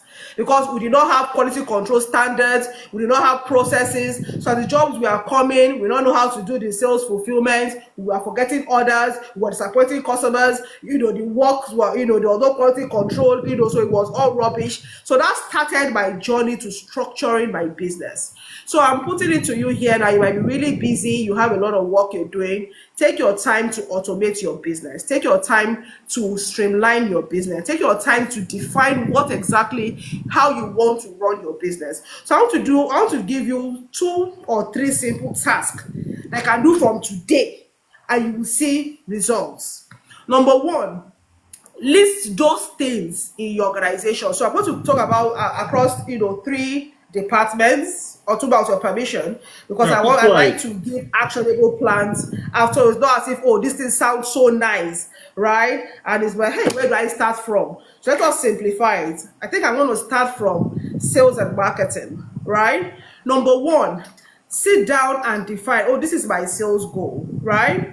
2, sit down and define, these are the inquiries that I get from people. Then create your quick replies. Create your quick replies. So that would help you towards target people, when people, make inquiry, they're able to reach you. Then number 2 assignment. I beg you, the world has gone beyond offline selling, personal selling. You must learn how to sell online. I repeat, you must learn how to sell online. So I'm really happy that in February, We are learning, I think, next month how to sell online. That is part of the courses that I am doing. I'm doing a very, very detailed course on selling online, because I want to confess to you that was one of the gaps I identified in my business. I am the queen of personal selling. I said I can sell ice to an Eskimo. Just bring him to me. It's done. He's gonna buy ice from me. But I realized that there are limitations to that, and that is part of streamlining and automating your business. I told myself that if I kept for 2 weeks, let me confess, or 2 weeks, I confess to you, but I think I need to confess to people, because look and say, oh, this lady is speaking all this big English, I just don't have problems. For 2 weeks in my shop, they don't press machine. There was no sale, not one. Crickets. I cried. I said, sure. All my marketing efforts, that I understood something they call buyer fatigue. I repeat, buyer fatigue. Those that have been buying from you, all of a sudden they are not buying again. Do you understand? So I realized that, man, Mazino, this online sale that I've been telling you about, though, yes, even bespoke tailors, you must learn how to position online to go and look for customers. That is why, as bespoke, in fact, you as a bespoke designer, you even need these processes more. So that thing called, so for your bespoke designing, you are asking yourself, okay, how do I want to take these orders? Don't take it on a consulting basis. Oh, I take my consulting any day of the week or 3 times in a week. Right? How do I do my measurement? Do I do virtual measurements for people that I'm targeting across where I'm not? Do you understand? How do I take this measurement? Do I want to record a measurement video so that they're able to watch it and prepare for a virtual measurement session? Do you understand? What are those questions we are going to be asking, ourselves? Then your own product categorization. Have you sat down to do it? Then have you designed a portfolio for your business so that if a customer comes to you, that what can you do? You're able to send them a link somewhere, which is where Mr. Jerry spoke about using technology. You're able to send a link somewhere that defines what you do. For instance, now you're a bespoke tailor, you do Ankara skirt and blouse. You have maybe like 2 designs from Ankara skirt and blouse under Ankara skirt and blouse that give the customer an idea of what you can do. Do you understand? So that shortens the know, like, trust journey for the customer and gets them to buy from you. Because they have seen, when you're not giving them Pinterest pictures, you're giving them things that you have done. Do you understand? So you are creating your WhatsApp catalog based on, based on what exactly you are offering as a bespoke designer. So your person goes there and sees starting prices. Hello? So I'm going to ask you, do you do skirt and blouse for 2 naira? He's already seen the starting price for skirt and blouse is 50,000. So that person will also have self-respect. When it is 50,000, and before you come to your DM, that is part of automating and streamlining.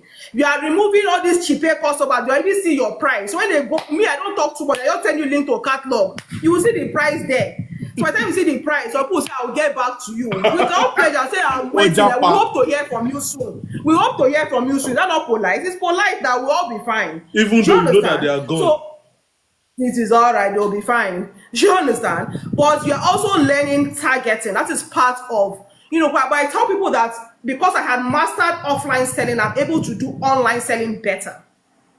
Because in your offline selling, you are also understanding who are your customers. You're doing your customer profile. You're doing your customer avatar. You're doing your customer segmentation. You are understanding who your customer is, where they are, where you can find them, what their interests, what their pain points, what their desires, what their fears. What is going to influence their buying decisions? You are defining all of this. Vicky James style, they'll be fine. You will charge the Vicky James amount. Do you understand? So you are defining that. So assignments under sales and marketing, please create your sales process, right? Create those tools that will facilitate your selling. Create a measurement taking video. Create your catalog, do your product categorization, and have a link to that. Do you understand? Create your quick replies that would help you to be able to, deal with your customer. That's for sales and marketing. And one last thing I'll tell you for sales and marketing that you can do, keep records of your customer data. Imagine you telling somebody happy birthday on their birthday. They'll be very happy that what made you start keeping that record? The customer that was owing me money. And I called out their birthday. Hey, good afternoon, ba. How are you? How was your day? And I came to remind you of the money that you're owing me. She now paused for like 2 seconds. Say, but I don't talk, say I don't owe you. But you cannot even wish me happy birthday. I say, yeah, sorry, ma, happy birthday, ma, happy birthday to you, happy birthday to you. But I got the message. So since then, I began to keep record of my customers' birthdays intentionally, and then with those data, you are able to make a lot of informed decisions. You're able to do offer maybe based on their birthdays and what have you. So three assignments on sales and marketing. Number one, your quick replies. Number two, do your product categorization. Number three, do your catalog. There are plenty. Number four, do your quick replies. With those four, you would have really, really fine-tuned. They have a frequently asked questions and answer. That what forms your quick replies anyway. So have that handy. So that's your assignment for sales and marketing. So those I not do anything for you. I'm broken it down. So that way. Excuse me. Sir? Now, to make things easy for everybody, by tomorrow, this time tomorrow, I'm going to host a live session. I'm going to teach you, give you step-by-step guides on how to create a sales process as a fashion designer. It's going to be a live session. I'm going to, I'll make use of my board. So I want you to get prepared. Tomorrow by this same time, 8 p.m., I'll do a live session on how to create a sales process for you as a fashion designer. So please don't miss that. Now, the reason I had to do this, like I said, this platform is just for you to help you grow your fashion business. And meanwhile, by April, Mazino that is speaking here, myself, Mazino, Madam Doinshonubi, and another person, Anima Shaun Aminat, she's an exports expert. We are hosting a masterclass. So all these things that you are hearing here, they are just small. It's going to be hosting a masterclass in April, the four of us. I will be hosting the masterclass. There will be a facilitator, and trust me, these people, they are not just coming to come and talk from their personal experience. Myself and Mazino, we're sharing a few things this evening. Me and this woman, they talk like Jesus is coming tomorrow, because she's my accountability partner. So I need to share a lot of things with her, and the same thing with her. So we're having some discussions, and we made use of a popular social media strategist. We talked about, I discussed it in FIBA also. Meanwhile, FIBA is Fashion Entrepreneurs Business Academy. It's an academy for fashion designers. I am privileged to be the provost. So we discussed about this person. This person has been teaching about structure. Meanwhile, this person is running an online business. Let me be factual with you. You see, mentorship and coaching, they are not sustainable. Yes, someone might probably say that Otumba, this, that, and so on. Okay, Motigbo. But me, I am talking from experience. So this person had to go on a break. I am not mentioning him, but some people, students in FIBA, please don't mention any name, because please don't mention any name. Students in FIBA, they already know the person I'm talking about. This person had to go offline to go and build a business, a physical business. Now, this person has been making money, mad money from online. But the person was like, I am teaching people how to build business. But me, I don't have a physical business. These people that I'm teaching, they have a physical business. These people, let me go and feel the pain these people are feeling. This woman said that she went to go and build a business. She saw when. Now, by the time this person is now teaching later on, you will know where this person is talking from. This person will be talking from the place of experience. So we will be coming in April. We will be teaching. It's going to be a live session. It's going to be a 2-day session, morning and evening session. And the reason we are doing that is I don't just want a session whereby we jam pack the whole class for just one day. No, it's going to be morning and evening. I think the tentative day is 22nd and 23rd of April. We are still working on that. So the class is not free, please. It is not free. It is not free. I am saying this. The class is going to be 30,000 naira, but the first what do they call it? Early bird will be 20,000 naira. Early bird will be 20,000 naira. Then work from home. You see, people working from home is not a big deal. I now work from home. Oh, I now work from home. I used to have shop. I polish my shop. Oh, it's not a big deal at all. So the details will be out very soon. Someone is saying that I should drop details. The details will be out very soon. So early bird will be 20,000 naira. Meanwhile, people at the business academy, automatically they are getting a 50% discount. That is my own way of also, they know what we stand for. So please, I want every one of you, whatever you are learning here,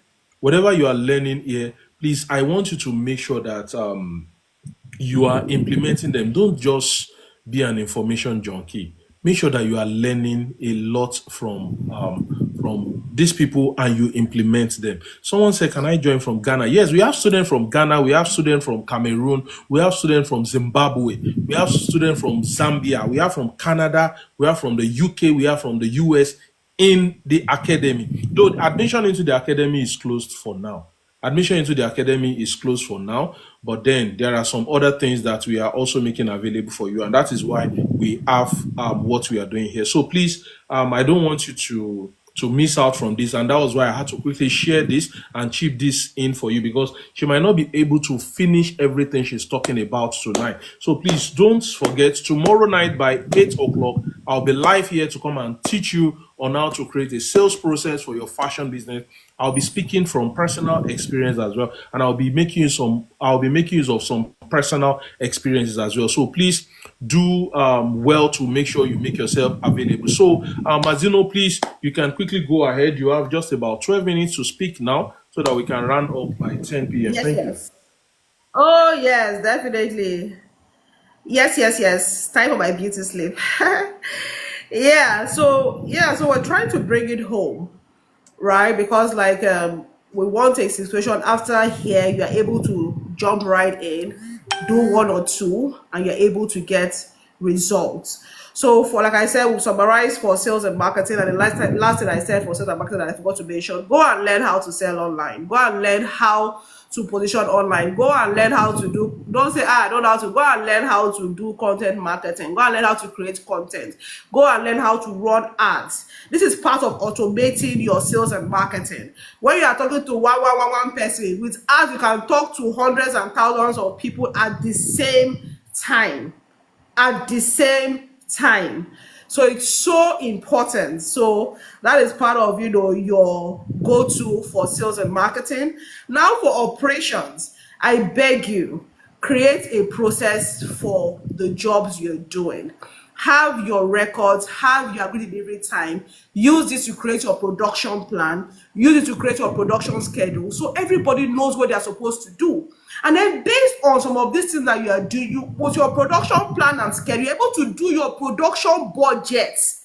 So you're able to go to the market and buy what you need to do. If you're able to plan ahead, this will reduce overwhelm. This will reduce you going to the market every day. This will help you to be able to know what you want to do. You have your materials handy, and you're able to be more effective and efficient, right? So that is one way you can streamline and automate your operation. Then now to admin, the one when they pepper me pass, because this one has happened to me too many times. It's that time when you are trying to trace one pattern and you have to deliver cloth the next day. Your tracing wheel will now break.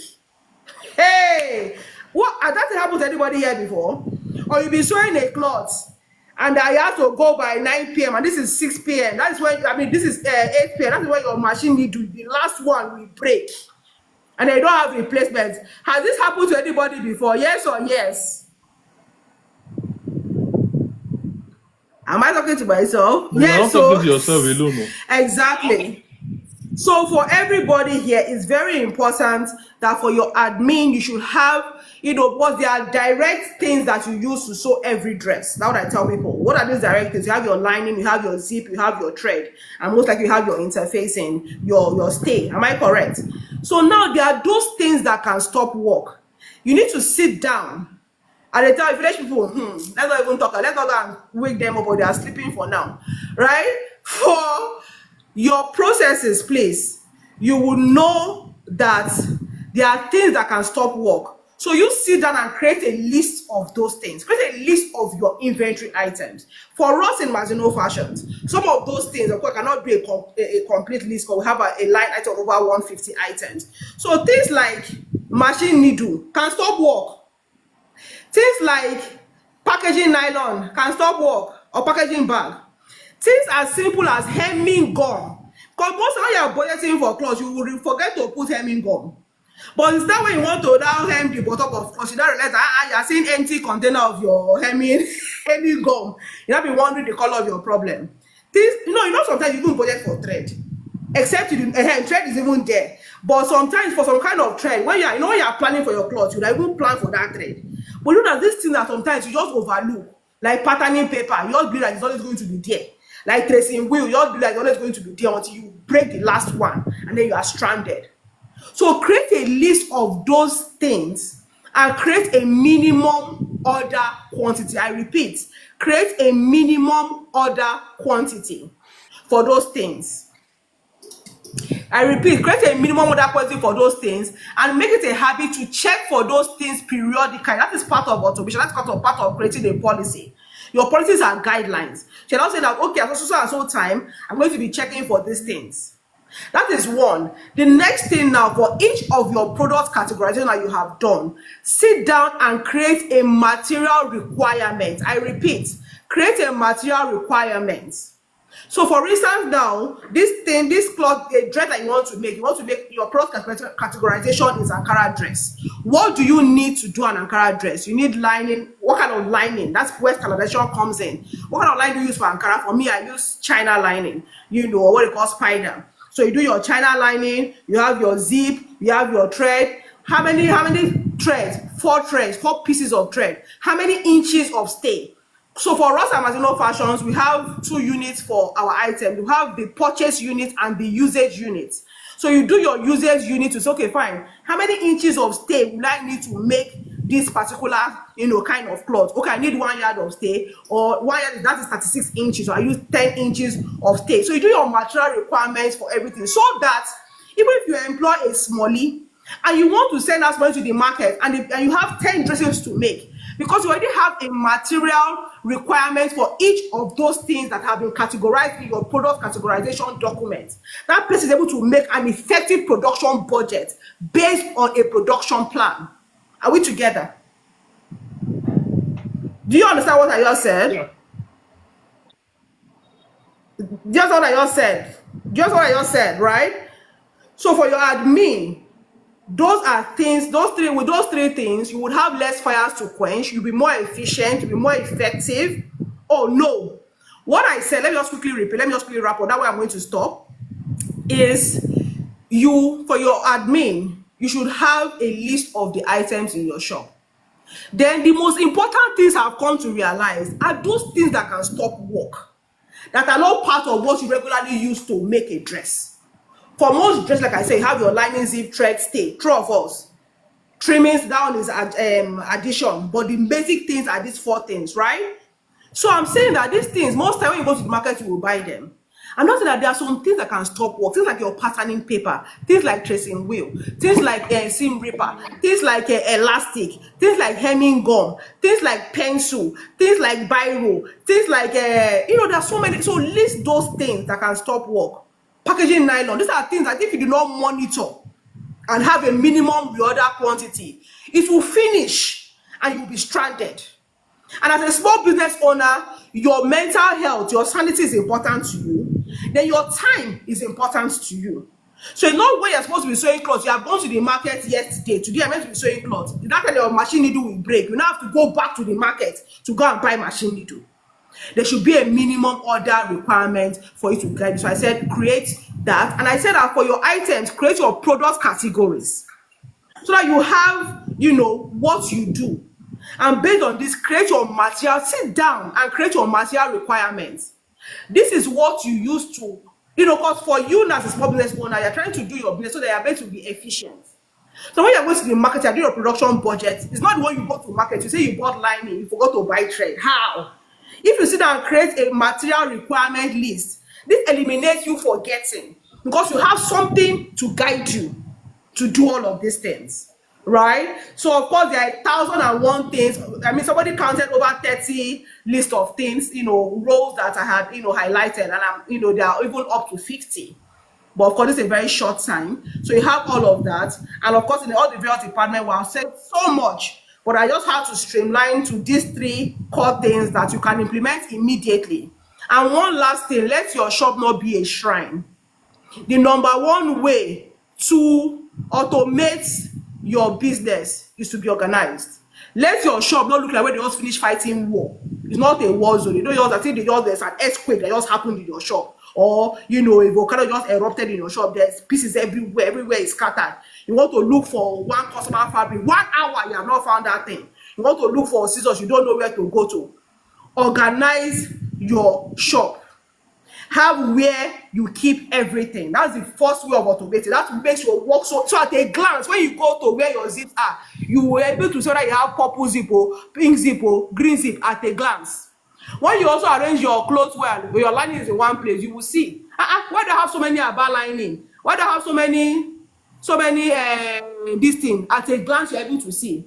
You have a place in your shop where you keep customers' things, you are labeling them. It is well placed there. You have a place of your shop where you keep things for maybe adjustment. It is well placed there. You have a place where you keep your production queue, where clothes that you cut, you put them there. It is well there. You have where you also put clothes that have been finished. That's your finishing queue. That's for your quality control. You have where you put your finished products. That is for dispatch, to customers. You have that. You have where you keep. So you have to organize your shop.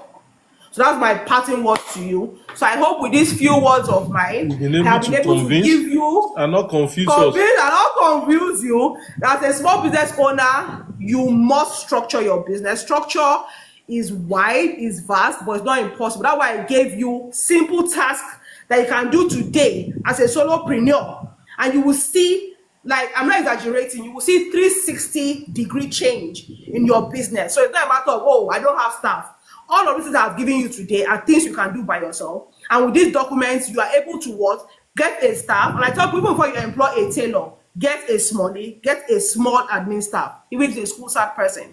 With these tools that I'm telling you to develop, you are able to equip that person to succeed. You're able to give that person a clearly defined tasks to do, and the person has what to do them, and that frees even more time for you to grow your business. All right, and of course, you know that me, Otumba, and everybody related to Otumba, we are rooting for you. We are saying, go, go, go! You can do it. You can do this. Yes, let's do it. Thank you. Wow, thank you so much, Mazino, for this. I really appreciate it. We were supposed to have this live session last week Tuesday, but because I wasn't really available, that was why I couldn't really come around. I couldn't really bring her here. So thank you so much, Mazino. Thank you so much. So now I know one or two people will definitely have questions to ask, but before I bring anybody to come and ask a question, one of my guys is also here. And she's also someone that, see, if I no life or now, I know they joke with Amata. Beth, please, are you in a good place to speak with us, please? Lady Beth, Ogamini, I hello. Taking Shifila. Everybody, I'm super stop, Jared. Good evening, everybody. It's been an informative session and it's so amazing. Thank you, Madam Mazino. It's nice to meet you. And Jerry Okon, good evening. I greet everyone. Thank you so much, everybody.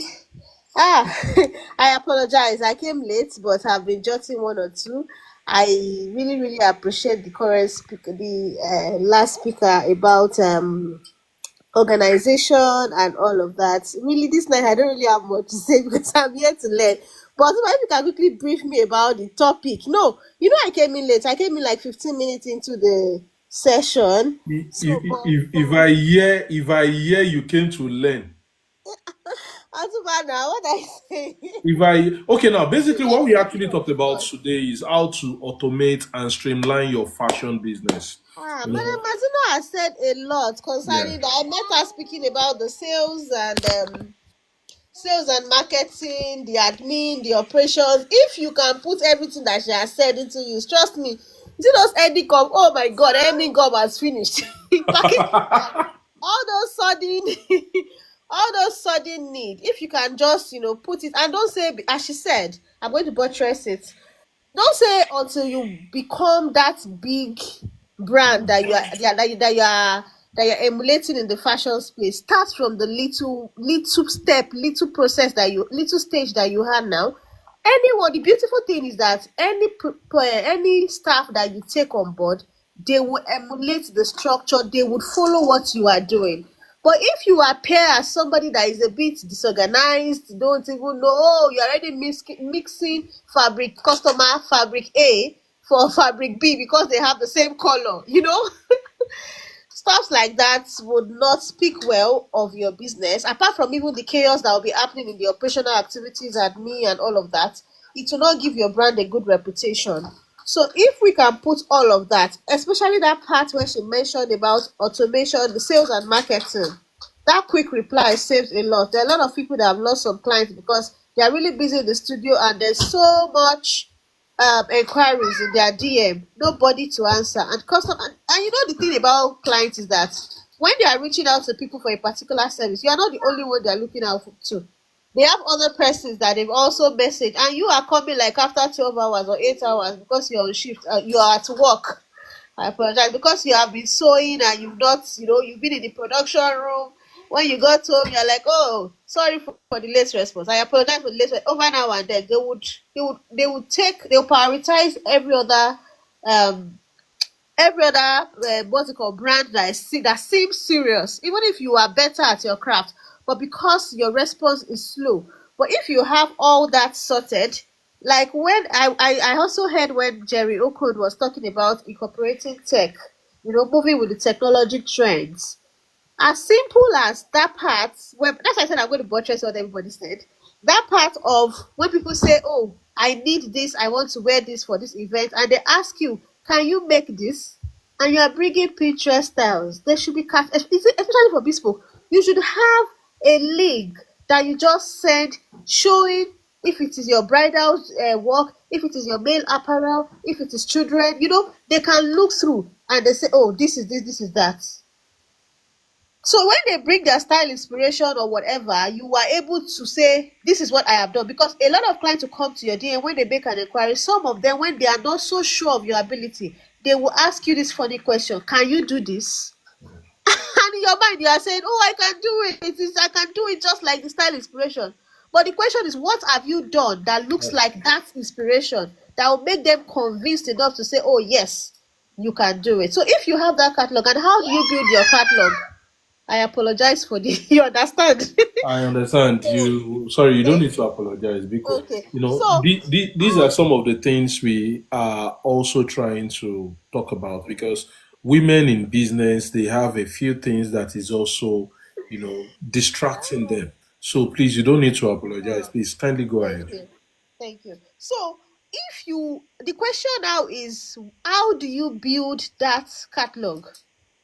How do you build that catalog? A lot of us will have clients that we've made clothes, amazing designs for. But some of them will give you the instruction that they don't want their pictures out there. Hmm.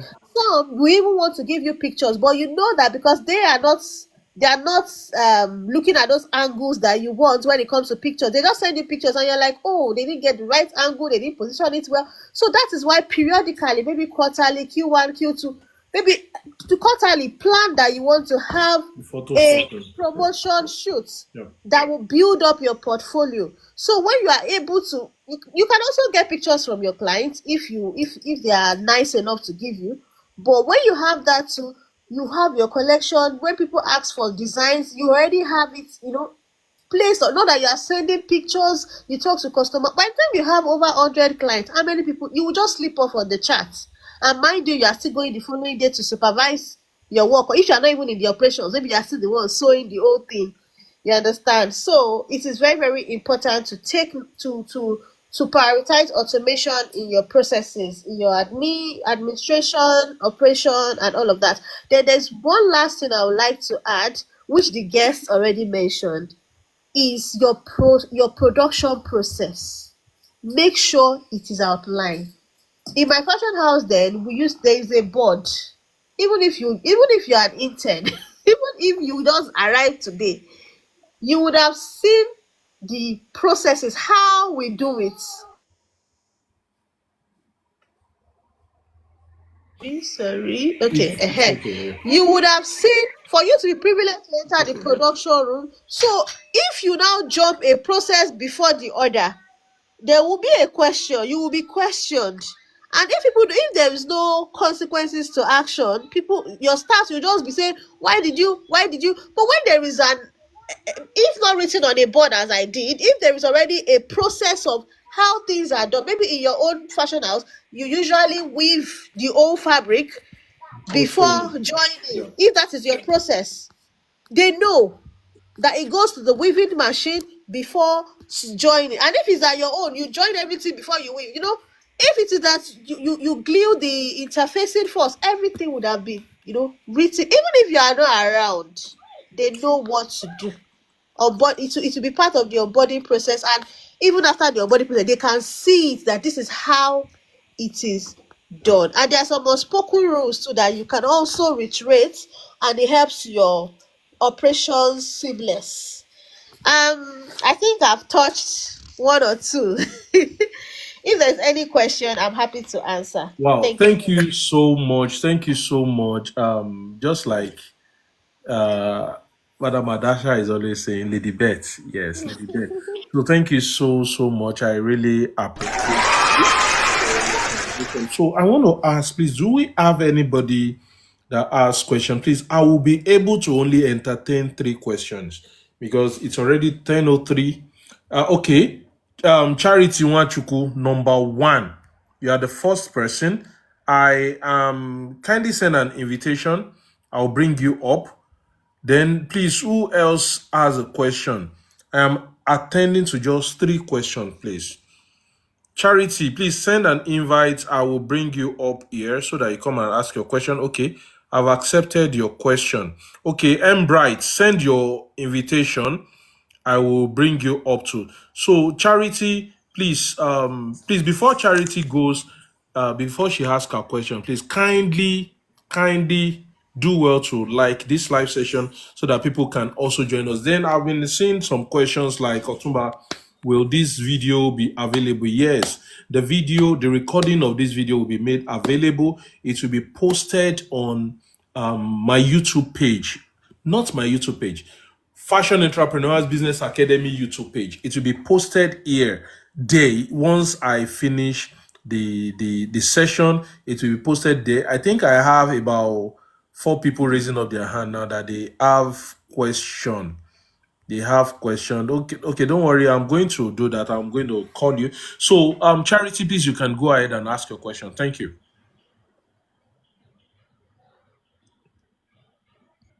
Hello, Charity. We can't hear you, please. I think it's a network. I can see the red signal. Yes, Charity, please, are you there? Can you hear us? Yes, yes, I can hear you. Okay, please go ahead with your question. Thank you. Okay, good evening, everybody. Yeah, good evening. I'm happy I joined this live today. This is my first time, and in fact, I've gained a lot from our madam that spoke first and from you too. Thank you for what you people are doing in the fashion industry. I am Charity Wachuku by name. I am a milliner and a fashion designer. Okay, now you get money My well, well now. question is this. We are just growing small, small. My question is this. All you people are teaching are very good, very, very good. But there's something that is always another problem that many of us don't look at in the life of fashion designers. And I want to lift it. I don't know if it will enter here. Due to the nature of our work, we keep on snapping. We don't joke with pictures. It's very important. And no matter the type of phone you buy, one day your phone storage must be full. What are the way out to this? Or what is the way out? How will you educate fashion designers on storage equipment, what you can use in, that is a space that can never finish, that you will have all the time to save your picture. Like if I have a product now, or I finish handcrafting any headwear now, I can snap up to 100 pictures trying to get one or two, three beautiful ones out of it. And it's blocking the whole space. And you cannot do without this because it's a way of showcasing your business online. You must snap, you must post, and these pictures are important. How do we create space, storage for fashion designers? Thank you. Okay.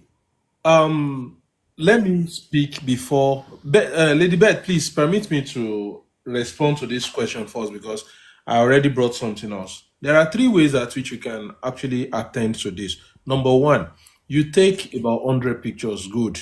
Please do well to pick maybe the best three. Delete the remaining 97. Even if you delete, you Wait, keep it I am secret. still Yeah. coming. Okay. I am still Okay. coming. I said there are three ways. That's number Okay. one. Number two way you can save you can save your pictures is by posting them on social media. Social media is another good place to save your pictures. Number three way, your hard drive. You can decide to get an hard drive. This is my hard drive. Everything on my system, I make sure I keep them there. This is about 3 terabytes. Okay. I had to make sure I keep them. There are some small flash memory card or maybe hard drive also, this flash drive that you can also connect with your phone that can also help you to keep them. Those are the three ways. Some of the videos that I am doing before I go to bed tonight, I intend to record about two videos. Once I finish recording them, I know the space on my phone is being occupied. What do? I upload them online straight away. Once I upload them online is more or less like my safe haven. Online is the place I'm more or less like keeping those videos.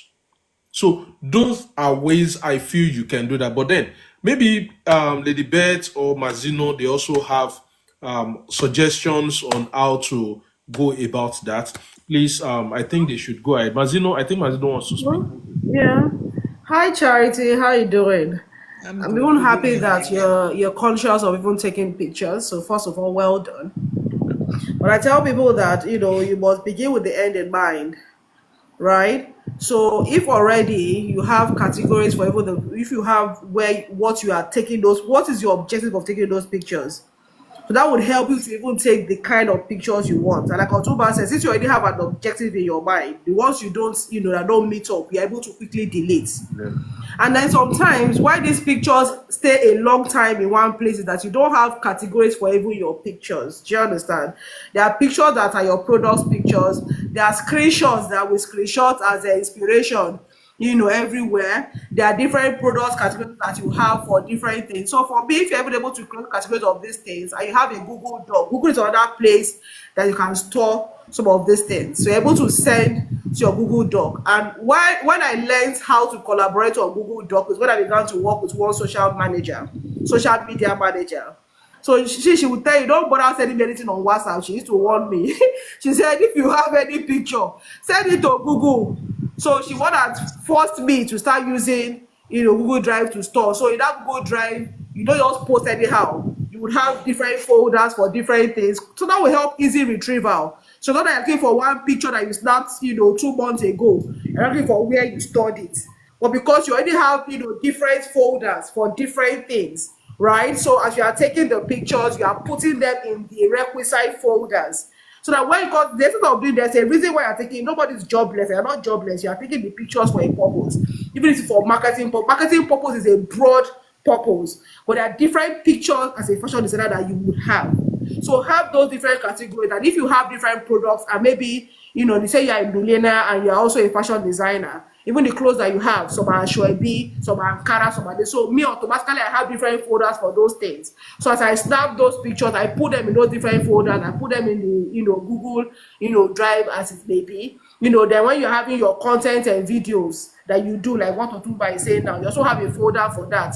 So that by the time I'm looking for content video, I know where I'm going to. By the time I'm looking for picture of Ankara dresses to upload on my WhatsApp catalog Where to or go to to? post, I know where to go to, because it's become very important when you want to go and post. Those folders are so important, because imagine when you want to post on Facebook or Instagram and you're trying to look for where what is, you're looking for it, it becomes very cumbersome. So number one, your objective will help you to even streamline your effort, so you're not slapping 1 million picture. Even if you start 1 million pictures, you're able to quickly streamline. And one last thing I'll tell you, that as part of your process, snapping is easy.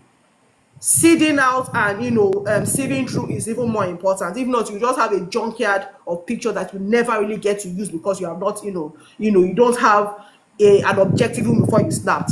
So you just have like 1,000 pictures, and when you're now looking for that picture to use, you will still not even find it in the sea of a whole lot of other pictures. So I would advise begin with the end in mind. Otumba has, done, justice to, storage. I'm just adding to it, because I'm a corporate. Once upon a time, I have like 1,000,001, pictures, but I have to begin to categorize, because sometimes when you now want to post, you now be looking for the picture, the video, you will not see. So if it's space on your phone, like Otuba said, you have spoken, you have an external hard drive, you have your flash drive, have everything. But sometimes that's not where you find problem. Since now when you want to use those pictures, you will not find them. Even if you put them into your hard drive and they are not categorized, you will look for them, you will tire. So I'm just going to add to that, please ensure that you are categorizing even the pictures. See, structure is everywhere. Structure is everywhere. You have to categorize those your pictures. So if it's a screenshot of, a style inspirations, you can have a place for, style inspo for blouses, style inspo for ashwabi design, style inspo for Ankara skirt and blouse, style inspo for this. So as you screenshot it, you put it in the right place. So when you now need it, you know where to go to. So the same way, if we can now create a time of the week to maybe upload on your Google Drive, or if you have a smallie, you can teach the person how to upload on your Google Drive with those same folder titles. Because the most important thing is not taking the pictures, it's for them to be in a way, in a format that is easy for you to use. We are talking about streamline and automation today, so I'm going to have to bring it back to that theme of the conversation. Thank you. Thank you Thank you very much. so much, Ma. Thank you. Please, does Beth has anything to say to this before I go ahead with the next person? No, please, you've done justice. Both of you have done justice to that question. I believe she has more clarity now on how to go about it. Okay, Thank you. thank you so much, Ma. So, Madam Charity, please, I will have to bring you. Thank you very much. Okay, so M Bright, please, you can proceed with your own question. Then I'll bring Noni Stitches. You said you also have a question. I am bringing you up. So, M Bright, please go ahead. Hi, good evening, everyone. Thank you so much, Otumba, for this opportunity. Ma'am Beth, everyone, I greet you, ma'am. Ewo Mazino. I'm so Mazino sorry. for short. Mazino, okay. Mazino, I can't really pronounce well the name. Thank you so much. I've really gained a lot with this section. I'm so grateful for this opportunity. My question goes thus: about organization. You've given us different aspects. Now, working with all this, how do we now cope with, there are some clients that will still insist on having to see you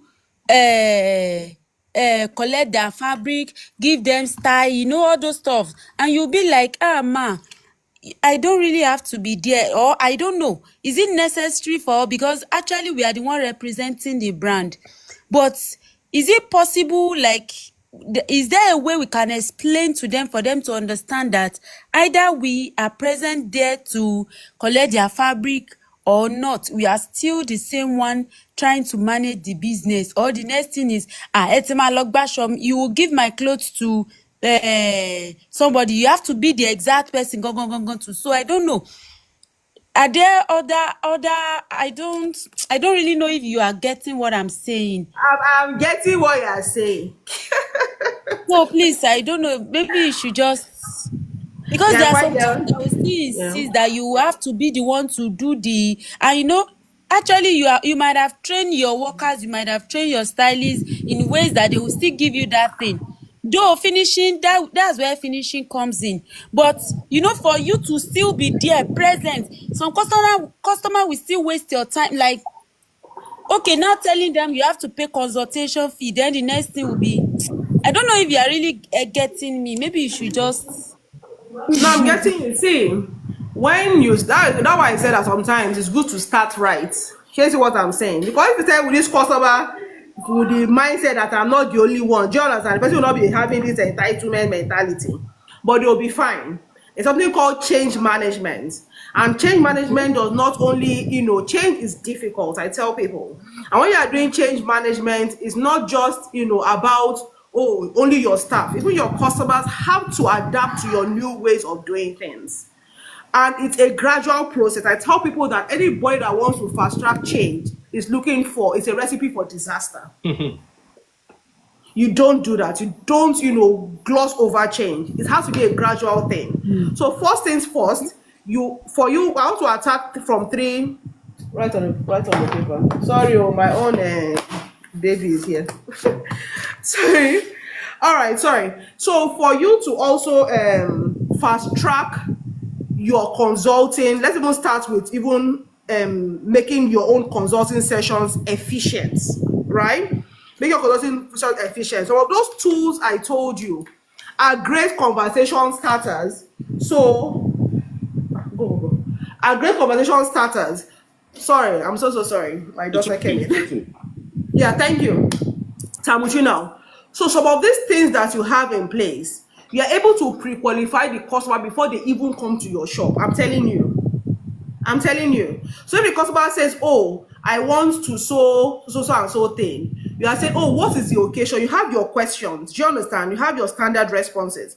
What is the occasion that you are going for? Because these are things you're also going to use to train your staff anyway. What is the occasion you are going for? How do you want to dress? So you have those responses. The person is asking, okay, I want style inspo. That is part of why I answered charity like that. Because a designer, you have to keep on continuously, having a repertoire of style inspiration for customers. Because no matter how well you sketch, some customers will not get it until they see something that looks like what you're doing. And I love Beth's response as well, that as designers, you must have promotional shoots that helps develop your portfolio. So you're not depending on Pinterest. So Pinterest has its place. You also have to show your own. So sometimes you have to be a collabo. Sometimes to buttress some of the styles that the customer is saying. So by the time you send all of these things to these customers, the person too is able to work based on those decisions. So by the time the person is coming, you already have the conversation has gone about 50% and you are concluding. That is one. Then two, gradually, you now send a broadcast list to all your customers. That, hello everyone, permit me to introduce to you my new creative assistant, so and so person. She would be in charge of this and that amount, and that whatever. And please feel free to reach out if you're not maybe satisfied with that. Just introduce that stuff. But before you are introducing the staff, especially to your cash cow clients, I am begging you. I know there's a place for delegation. Ensure that you have properly trained that staff. And it's not a matter of you just training the staff and say, oh, this is how we do things. It's called holding Sally's hand. Holding Sally's hand means that you are, teaching that person on the job. You're also standing by the person while the person does the job. Do you understand? To be sure that person can replicate you before you send that person to your customers, because you are delegating to be able to increase capacity and expand. Let that not be the same bullet you used to shoot yourself in the foot. So if you have, identified, all of this, and you have that stuff, introduce the person to your customers, right? When you're doing your marketing messaging and everything, let that person be the one that is responding to their inquiries. They say when the person will respond to them, trust me. And that is part of your hiring process. That is not part of today's class. Hiring itself, it's a whole process. You are defining who you want to hire, how the person is going to do. You have your JD spelled out. You have your KPIs. You have all of these things, your training manual, your onboarding for that person, right? That's a story for another day. Let us assume that you have done that one efficiently. You have the best talent for that job role. The next thing now is that before you unleash, you have trained that person, right? And now you're now saying, okay, now it's time for this person to what? Go. They say, when that person will attend to customers, trust me, they will not miss you. It will not be immediate. There are times when they will still ask for your madam. But by the time the person now begins to engage them, and maybe the person will send them final style that the madam is even sending them, for crying out loud, they will forget about that madam. You, the madam. Okay, so it's going to be gradual. Trust me, some people are still going to resist it and say they must see, madam first. Do you understand? But it's to be a gradual thing. It's not going to be, overnight. Let me just state it clearly. So number one, have those tools handy that makes your consultation sessions shorter. And all those categories that I told you, that's why I have to start creating those folders. So if I'm having a conversation with a customer and say, I want to create a jacket style. I do have a folder for jacket inspiration style. I have jacket that I have made. I have a folder for Mazino jacket. You understand? As well as another folder for jacket inspiration styles. So based on where that conversation is going, for any detail the person is looking for, I want puffy sleeve jacket. I have sent you pictures. Or I want a roll collar. So the person is able to say, okay, fine, I want this sleeve. It facilitates designing process. When I'm saying a final sketch that brings together all of those elements, it is pam pam pam. Do you understand? We're deciding colors. If person say he wants so and so colors, you already know how to get those colors and communicate. And once you have this as a process, you're able to ensure that your person can do it like you. Before you tell that person to go to your customers, be sure that person can do it. Because by the time you send customer that expect a call from Lamide, the Lamide calls them and the first thing Lamide is saying is the wrong thing. Trust me, they will not want to talk to Lamide ever. So they are back to you. But if Lamide talks to them and they first hear the way Lamide is talking, trust me, they are sold. So I hope that answers your question. Okay, thank you so much, Mazino. Embright, I believe she has responded to your question, right? Embright, are you there? Yes, thank you so much, ma'am. I'm so grateful. Thank you very much, ma'am. Okay, thank you. So please, I need to drop you right away. So non-stitches, please, you have the floor. Non-stitches, you have the floor. Thank you. Thank you very much. Really appreciate this opportunity, and you people really tried for organizing this. Really appreciate. I've seen you on what's it called? It's like, was it Instagram or YouTube? I can't remember. So I On which tried video, following you on please? TikTok. On Sir, which video, please? I can't remember, but I was just strolling and I said I really need to see you talk, stuff Okay. like that. I guess Yes. that I think probably it was 2 weeks ago, talking about a particular video that I did then, talking about all those people that just think tailors are just anyhow people that they can just. Yes, I know exactly. that's the video, because that was the video that was actually trending. The video that was Honestly, trending, I think 2 weeks ago, last week. I didn't really know I'm going to come online and see this, because sometimes I've been looking for a way to get all this information. This is Thank you very much. Thank you very Thank much. you so much, Mr. Jerry. Thank you so much for joining us. I really appreciate you. So, non-stitches, thank you please, for the wonderful things you've been doing also. Yeah, I have a question. Like, for me, one of my major plays I is online, and sometimes I've been doing this online for a very long time. So I've been trying to strategize and get at least the best online marketing strategy. Like, I don't have, my clients are not really around, and most of my clients are out of my base. You understand? So I need to they need to send their measurements and everything. Some people will say I need to gauge their measurement. Number one question is, let me just put it this way. My number one question is it proper to get a client's measurement like on a guess? Is it proper to do that? Especially for male, female, I know their own can be a bit complicating. That's my number one question. Then number two question is, what is the best online marketing strategy for those who are based on online? Like, okay. Are you done with your question, please? yes, I am. Okay. Thank you so much for that, and I appreciate all the good work you are doing for Mr. Jerry.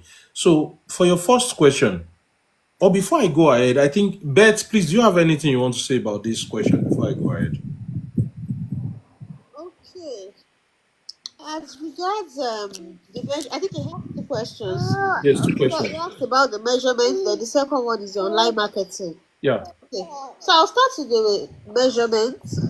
The thing is, the world is digital now, and most of our customers are not necessarily, they are not in our base. Most, like the way it is, because of the whole online market. You can be in Lagos and you are serving someone in Atlanta, and the person might not be able to come. But I give an exception to this sentence. If, since you're a male designer, I think it's not as complicated as the body structure of a man. Correct me if I'm wrong. It's not as complex as the frame of we women and our kind of details when it comes to clothing. It's we women that will have the cape and the train and all of that. So if you can create a system that works for your measurements, you can start with virtual measurements, whereby you encourage your clients, not like you are commanding them, you encourage them on what to do, how to do it, what you want, the parameters you want. So schedule a call, a session that would help you, because when you do a video call, a virtual measurement, it helps you to see what and what you need to get. Also, maybe for your clients, maybe you can just add a souvenir, maybe you can just add a tape measure in, especially for the one in diaspora. You can just put a tape measure in their order. That's if you wish, if it aligns with your brand strategies. So for subsequent use, they are able to use it to get their measurement, because the era of sending measurements is already, because of the disadvantages attached to that procedure. Yeah. So if you can encourage virtual measurement, it helps. And also, you can also work with their pictures to see if what was done tallies with what you need to do. That's that about that. Then, sorry, maybe it was. Then, secondly, about the online marketing. Online marketing, it has a lot. It's not something I can finish in 2 or 3 sentences, but I'll try to brief it. It depends, first and foremost. When it comes to digital and all of that, digital marketing, I'll first encourage you to look at your target audience, your client persona, to see the kind of content you are Excuse going me. to. Yeah. Please explain what you mean by client persona. Please. You know that Madam Mazino mentioned it already. The Please kind explain of it to some people might not behavior know what of it your means. clients, what they do, Mm-hmm. where they can be, the kind of clothes they wear, the kind of adverts, the kind of content they consume. Do you know the way the algorithm works? There are some content on this space of internet that will never come to my timeline, because it doesn't align with what I watch. So the kind of customers you should, definitely you have a target audience. You have the kind of people that you are serving, the goals and objective of your business, the people you are serving. Are you serving the young adults in terms of profession? Are you serving lecturers? Are you serving the ministers, pastors? Are you serving the young adults? Are you serving people that just wear natives for special occasion? Are you, it depends on what your brand is portraying. So it will determine the target or the people that you are serving in the market space. And that will help you to know the kind of advert, the kind of content marketing you are going to put, the online, the content you are going to put out there for your business. And there are so many ways. If you are struggling with it, if it's something you can do on your own, fine. People that are really, really versatile with phones, with all this advert and all of that, they can do it themselves. But if you are struggling and it's a part that is affecting you, for the first 2-3 months, you can employ a social media manager. But before you do that, you yourself must know your target audience so that they can tailor content that would match the kind of customers they would, when they are doing this, they are sponsored ad, all of those things. They can target it to the right place. The internet is wide. Your customer should not be in A and you are targeting Z. It will not convert. Yeah. I don't know if you get what I'm trying to say. Yes. So if you are struggling with that, you can talk to social media managers that know their onions and they have good track record. They can help you. But if you don't know the kind of audience you are serving, they can't help you. So first of all, identify. These are the kind of clothes I make. These are the kind of people that wear it. This is where they work. This is their what's it called? Their earning power, maybe their salaries. You cannot be serving bankers now and be using the material meant for presidents. You understand what I'm trying to say? So do that homework. Then by the time you speak to a social media manager, they can now work with you to say, okay, this is how to go about it. Then you start it. Then it's not a sudden online marketing is not a sudden. It doesn't. You can't start today and be expecting results tomorrow. No, It's not a get rich quick scheme. it's a gradual process, because these new people that you are trying to put your market in front of them, they need to trust you, and you earn that trust. Yeah.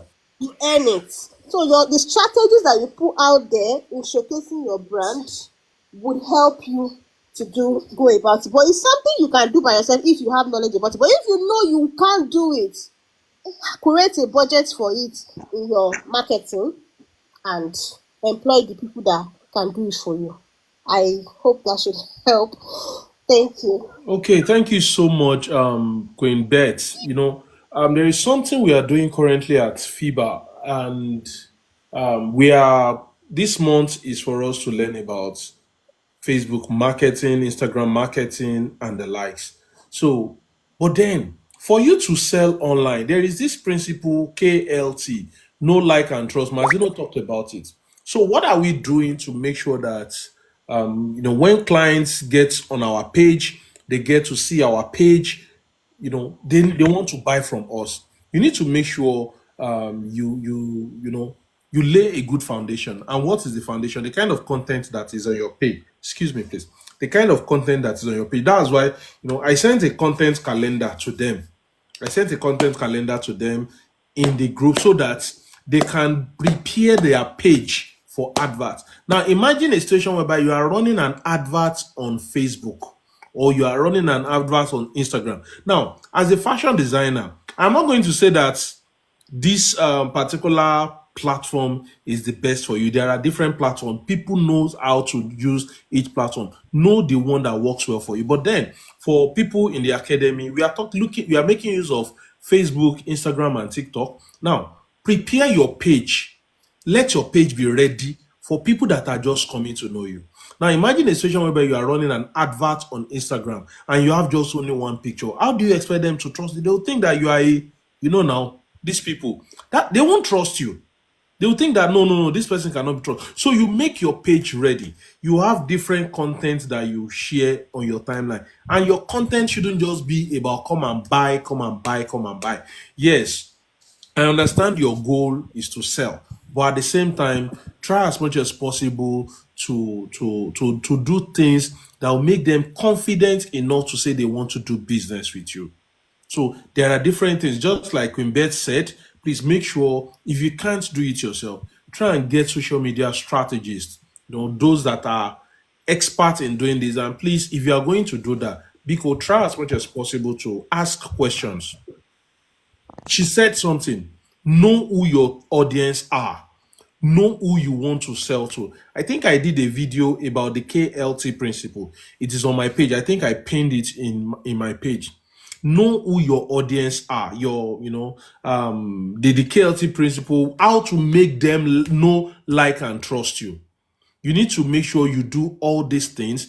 It will help you. It will really help you a lot. I think our guest has gone off. We've overstayed here, and I understand. Okay, maybe it's the network because she's back. So we are going to end this session any moment from now. So please do well to know all these things. Can I quickly add something to what you said to that guy? Yes, please do. Please go ahead. Thank you. Yes, I'm going to come from an angle of an agbalagba. Agbalagba. Right? Yeah, so please call me Auntie Mazine, excuse you.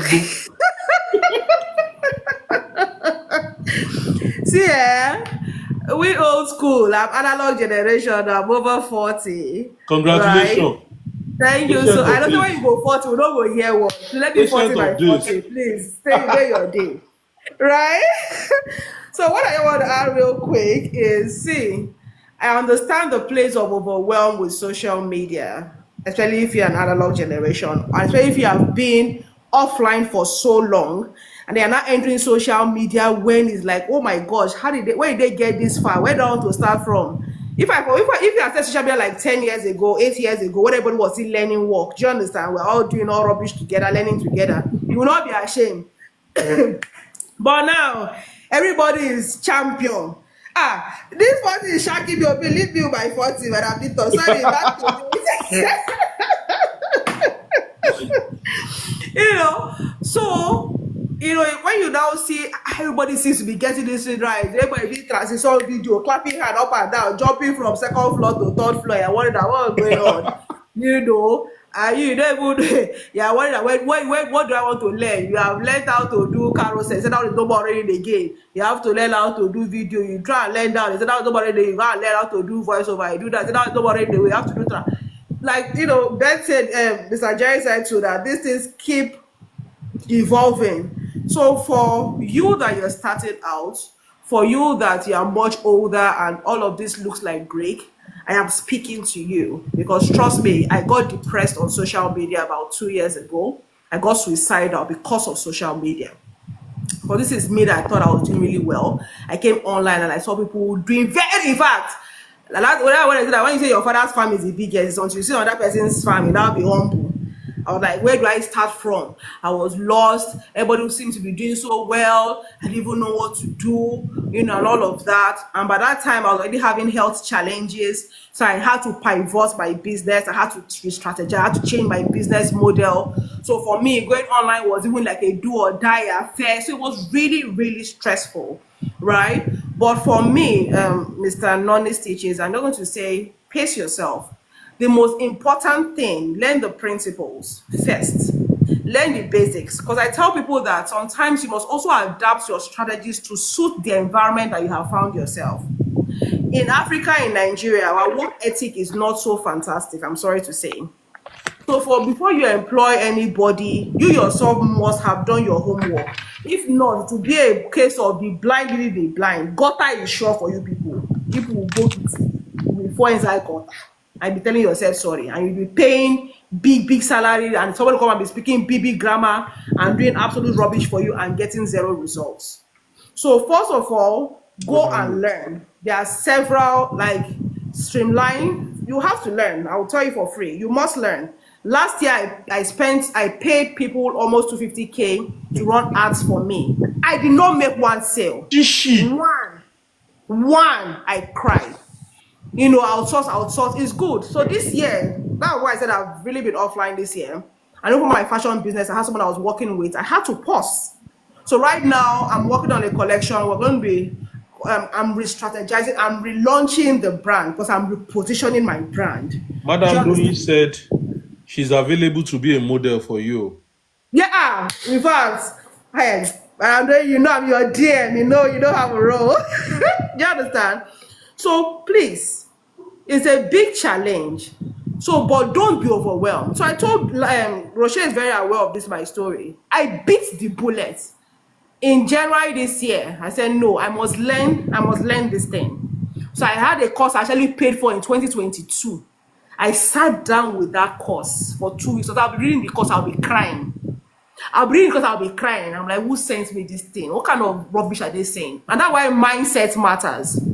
Sometimes when you have options, you can easily give up. But when you understand that, look, it's either I learn this thing or I sink.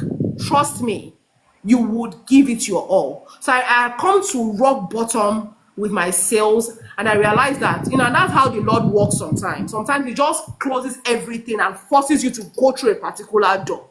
When you have doors, windows open, you just be taking, be entering one, closing one. When everything is closed and there's only one exit, you just have to go through that, and that's what happened with me. So I'm encouraging everybody here. You need to learn, like Mr. Jerry said. You just have to. If not, you become obsolete. If not, your business will die. I'm telling you, I experienced it firsthand. So I went back, I learned. People that could not run ads for me or beginner, please, Mr. Rochelle Otumba, give me small bragging right. I need to just, share my testimony. Right? You move for yourself. I don't hail you now. Yeah. So I learned, and I set up my first ads on the 23rd of January, 2025. And it's brought sales. And the next day, I made a sale. The next day, I made 2 sales. The day after, it was like every day, after that first day, I was making at least a sale, 2 sales. I was like, can this be real? Like I was crying. Like I didn't even know how to explain. It was a miracle. So I'm like, this knowledge helps. I chose the course. I implemented. This way I've never sold before. Anybody that has ever bought from Azilo Fashion in the past 15 years either knows somebody I've sold for or knows somebody that knows somebody that knows somebody that knows somebody. Yes? But then you Yes? said you ran ads and you made Yes. sales. Yes. But Mazino, your page has been prepared for customers to see that you have something worth it for them to come and buy. And at It's the a same process. time, you created, as in, you gave an offer, not you just posting, come and buy. Can I make a confession? Oh, yeah. Can I make a confession? See, sometimes when you know the question, you will work the answer to the question. Or when you know the answer, you will know how to go about it. So, because I understood what my objective was, by the kind of content we did for 1 week, we already understood where we were going. And some of these things that we are telling you to prepare, have your customers' pictures, have quality pictures, do your portfolio pictures, understand your customer, do your customer profile, your customer avatar, know their pain points.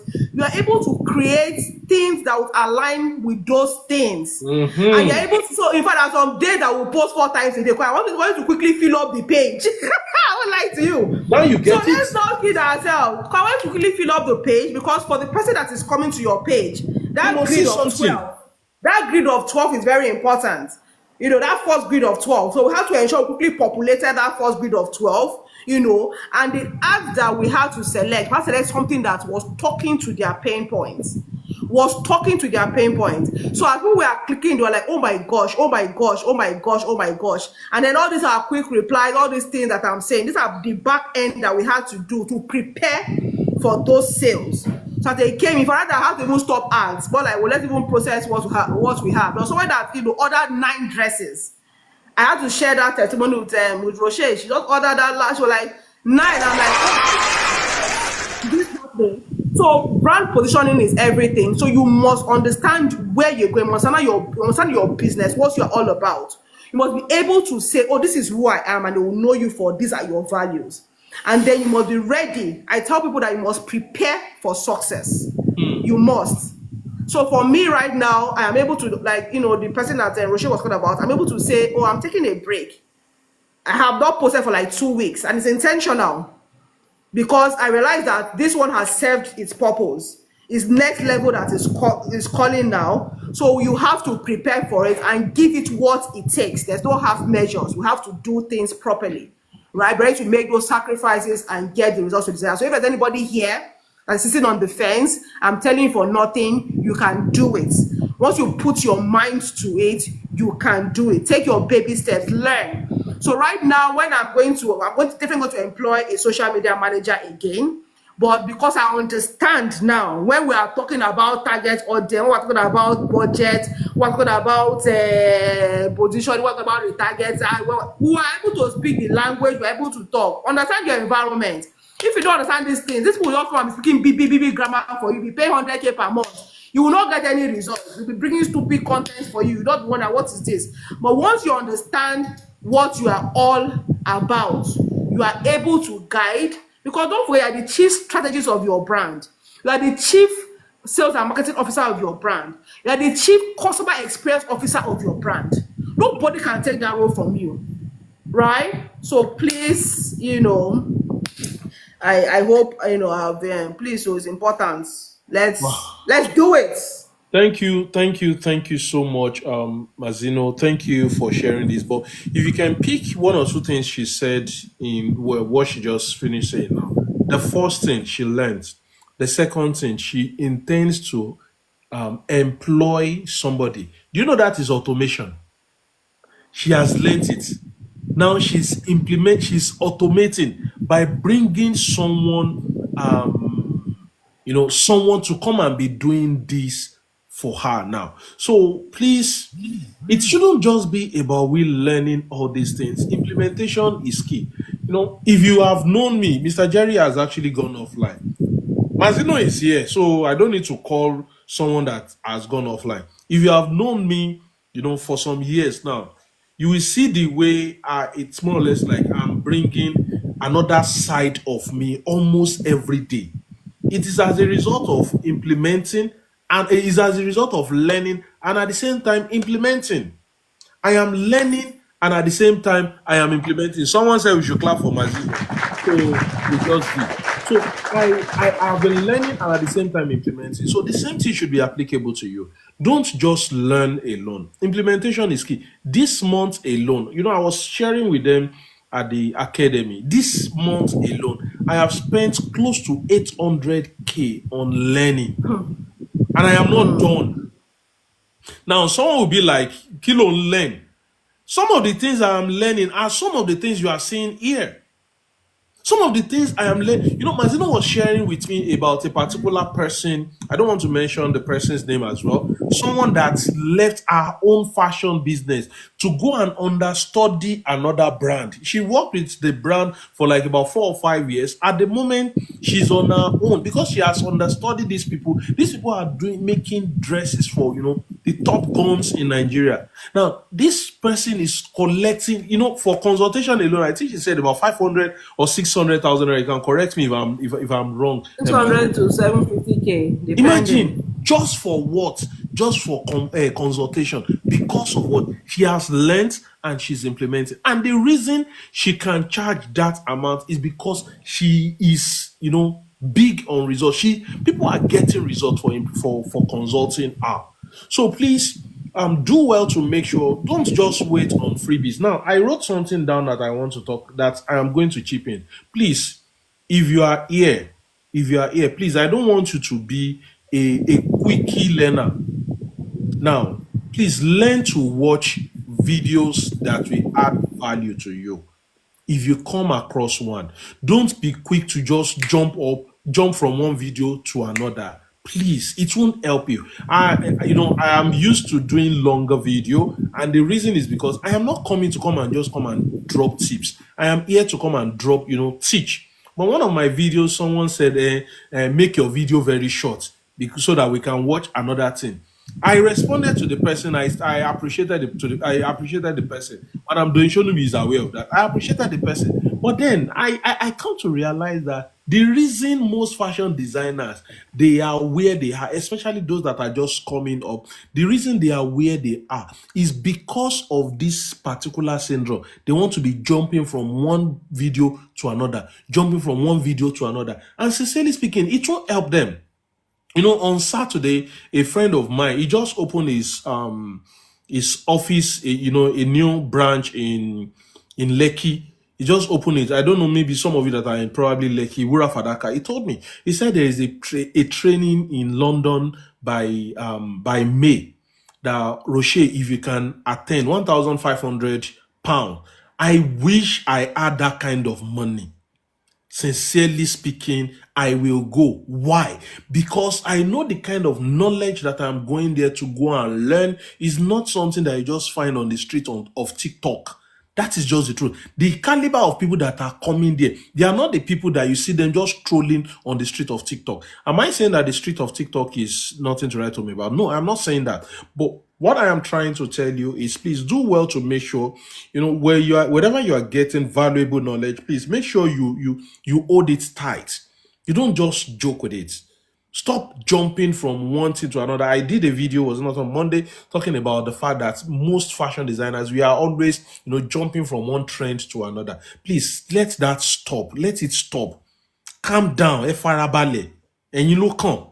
Yes, Efarabale. And you look on. This is the time I can use the word now. And you look on. People are beginning to really see the value that we carry. Look at the woman that just finished speaking with us now. That says she has clocked 40. That she's above 40. She just finished speaking with us now. Look at how eloquent she has been speaking. If she is someone that doesn't invest in knowledge, if she's someone that doesn't, implement what she's learning, will she be able to come here to come and teach us what we are learning today? If Beth has not really, Beth that you are saying that she's hiding there, now big madam, Beth na big madam, so make we no just, don't let us come and open the nyash of the fowl here. all these people, they know what they are doing, and that is why, they are able to share what they are sharing with us. So please, I want to encourage every one of us. I want to make sure, please, let's do well to make sure that we implement whatever we are learning. Please, even if it is one step at a time, try as much as possible to implement it. Tomorrow night, like I said, I'll be coming here. I'll be showing us how to, create a sales process for our fashion business. How to create, it's not going to take time. Please let us make sure we take our time to learn all these things. Now, Also, this session, Beth, do you want to say something? yeah, when you are done, I just wanted to add something to what you are saying. Okay. Yes. Okay. You will be the one to end this conversation by the time I am done. Immediately I'm done, Mazino will talk. Then you will be the one to end this conversation with your, if you want to round it up. So, like I was trying to say, myself, AS, and Bet, we are always coming live. At the moment, AS is, I think AS is on break, is on holiday for now. I know he will soon be back. We are always coming here to come and share tips, not only tips alone, to educate you on how to grow your fashion business. And the reason we are able to talk about this is because we have also passed through the stage you are. Some of us, we Who have join passed you? through. What do you say? Who join you? Obaton. So you can see now, because we are eager to make sure that at least you people, you learn well. So I come here every Tuesday by 8 p.m. And for those of you in the UK, Europe, I think is 1 hour behind. Those of us in Nigeria, we'll be at 8 p.m. Those of you in UK, Europe, you'll be 7 p.m. Then AS is always coming on Thursday also by 8 p.m. Then Bet is always coming on Sunday by 8 p.m. as well. Bet, 8 p.m. or 7 p.m.? Between 6 to 7 p.m. For those in UK now, those in Yeah, Nigeria, UK, yeah, between 6 to 7 p.m. So that will be, let's say 6 p.m. Then for Nigeria will be 7 7 p.m. p.m. Okay, Yes. okay. The time So will soon change, sir. okay, the time will soon change. Okay, okay. Yeah. So this is what we do, and very soon I'm going to speak with Mazino. By the time Mazino is also ready, please kindly follow the guest, follow Beth as well. You see, these two people, me, I know they joke with all of them. I know they joke with them. They are so I hold them like this. So please try as much as possible to follow them. They share, useful information. And like I said, in April, I'll be hosting a master class. Myself, Mazino, Madam Doinshonu of ABSL Institute, and Aderayo Animashaun of Derayo Vocational. If you are in Ibadan, you should know Derayo. Derayo, she's an amazing. So she's an amazing person. She's an expert, expert.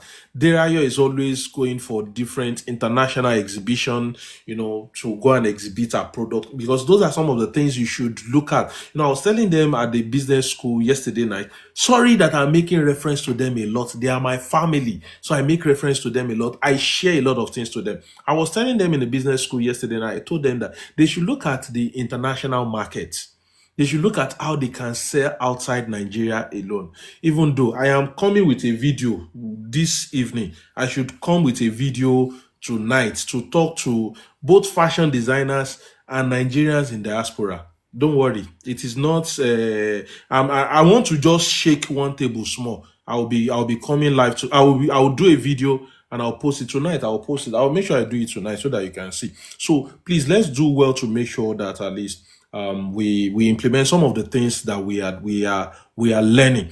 The master class is in April, tentatively 22nd and 23rd, and the registration fee is online. It's an online class. It's an online class. It will be on Zoom, and the registration fee is 30,000 naira, but early bird will be 20,000 naira, and I will only be admitting 30 students. 30 students only. The funny thing is, people at the business school, they are getting 50% discount for the class. So And there are more than, I think there are about 185 in the business school. And the moment I drop it there, I know you know what it means. But this is what I'm going to do. I'll make sure I drop it online first. It will be on this my TikTok page. I'll post it here before I post it in the group, so that those of you outside, you will see it first before they see it. Yes, I will do a joro for them this time around. So please just watch out. I'll post it very soon. It's going to be an amazing session, I can tell you. April 22nd and 23rd is they're already saying they said they don't hear. You can see them, they're already talking now. So don't worry, it's going to be an amazing session, I promise you. I'm going to be sharing see, oh my loud. Mazino, you just heard just a little from Mazino. Madam Doing, if you hear these people speaking, they are speaking. They are not local tailors.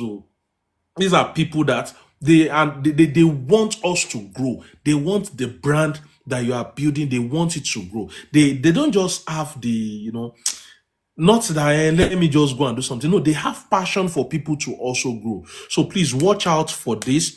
Watch out for this. It will be posted by Friday, 12 noon. I'll post the fly. Okay, by 12 noon on Friday, it will be posted. It will be posted here by 12 noon on Friday. So Mazino, please, you can speak while I allow Beth to round up the session.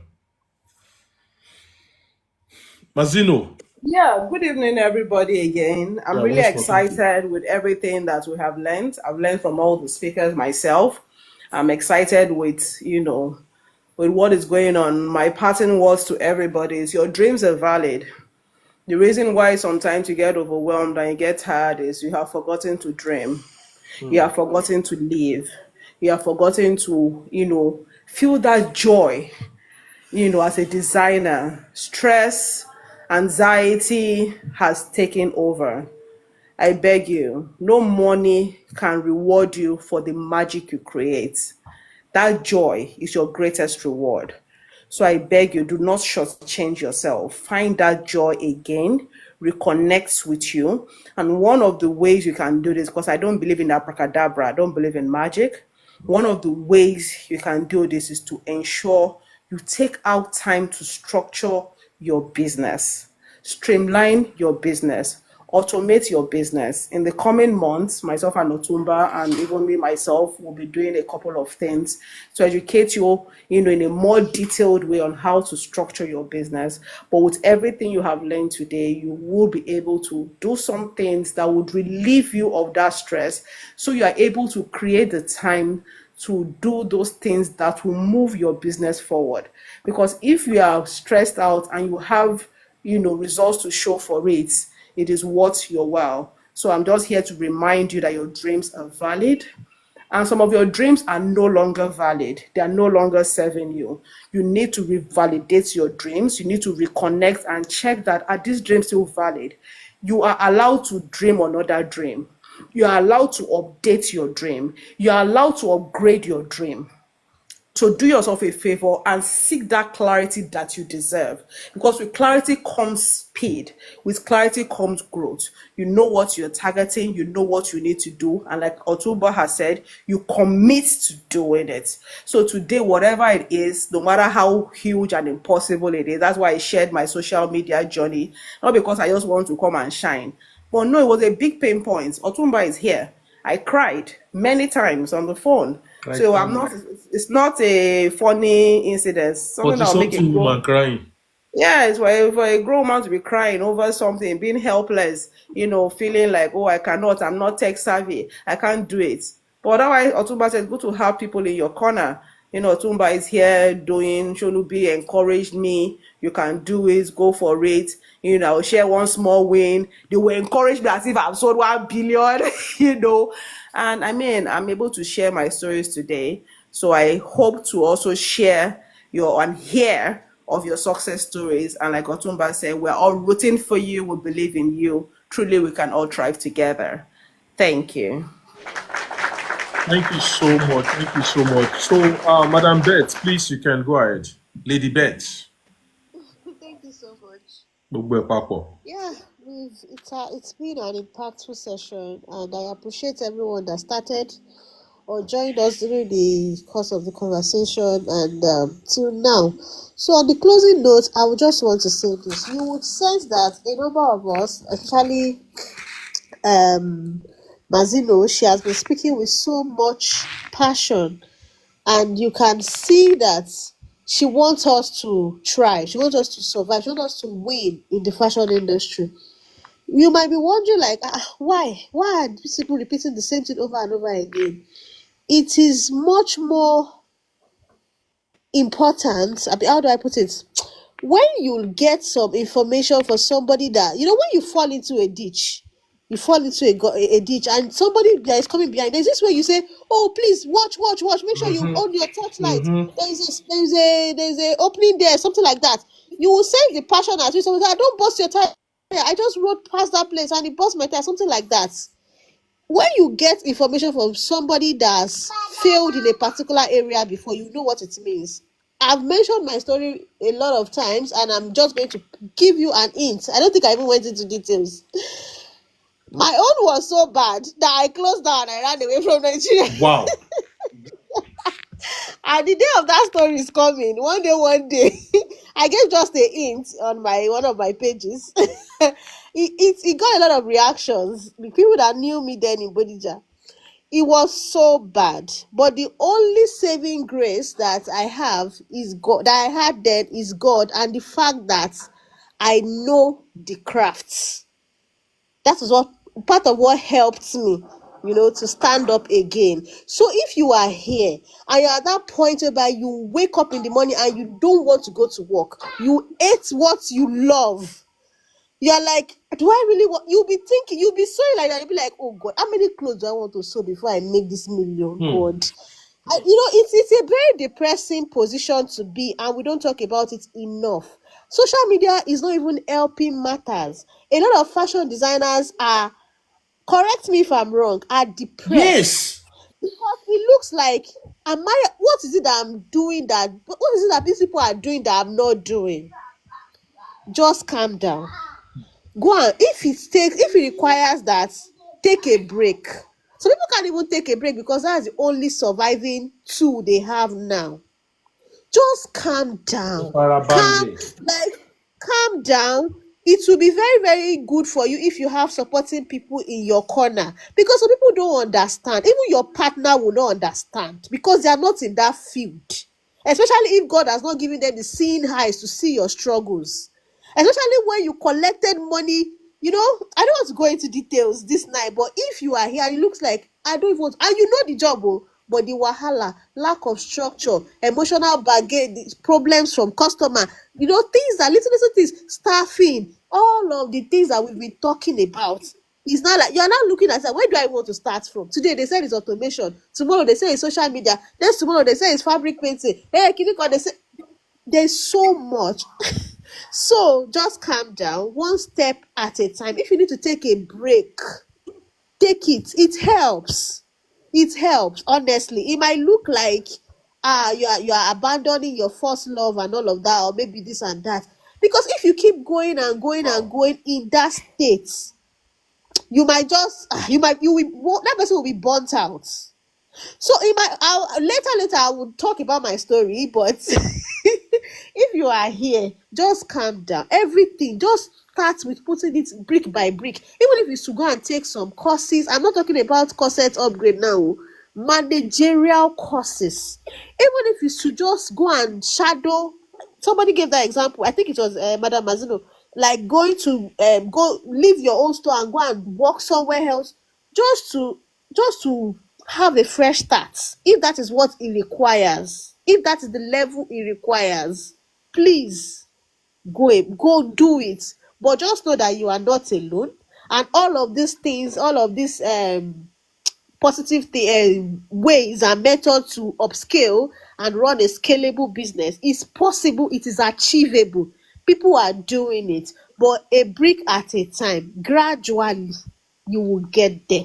Don't be too hard on yourself, because it is not, you are not alone.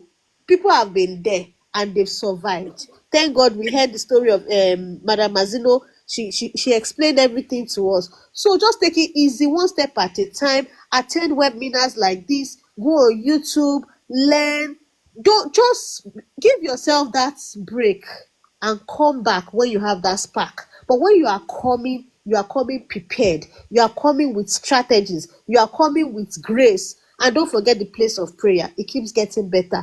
And if you are the type that you don't have anybody bankrolling you, you are now looking eye by eye, trying to compare. Please don't compare yourself to anybody. The only thing you should compare yourself to is your Your past, past. yeah. Your last 2 years, your last 5 years, your last 3 years. Even if it now looks as if those years are even better than your present, Bible says that the glory of the latter shall surpass the former. So just hold on to that. Follow everything that has been said. Keep on holding on to the garments of these people that have gone through this route and they've survived. You will definitely make it and things will get better. Thank you, Wow. Otuba, for this platform. We Thank you appreciate it. so much. Thank you so much for taking your time. This we've spent about 3 hours here today. Thank you everybody for being a part of this session. Like I said, I'll be live here tomorrow to talk about sales process for a fashion designer. I'll be here tomorrow night by 8 p.m. as well. It's going to be live as well. So please come along with your writing materials and the likes. I will make sure I explain these things in details.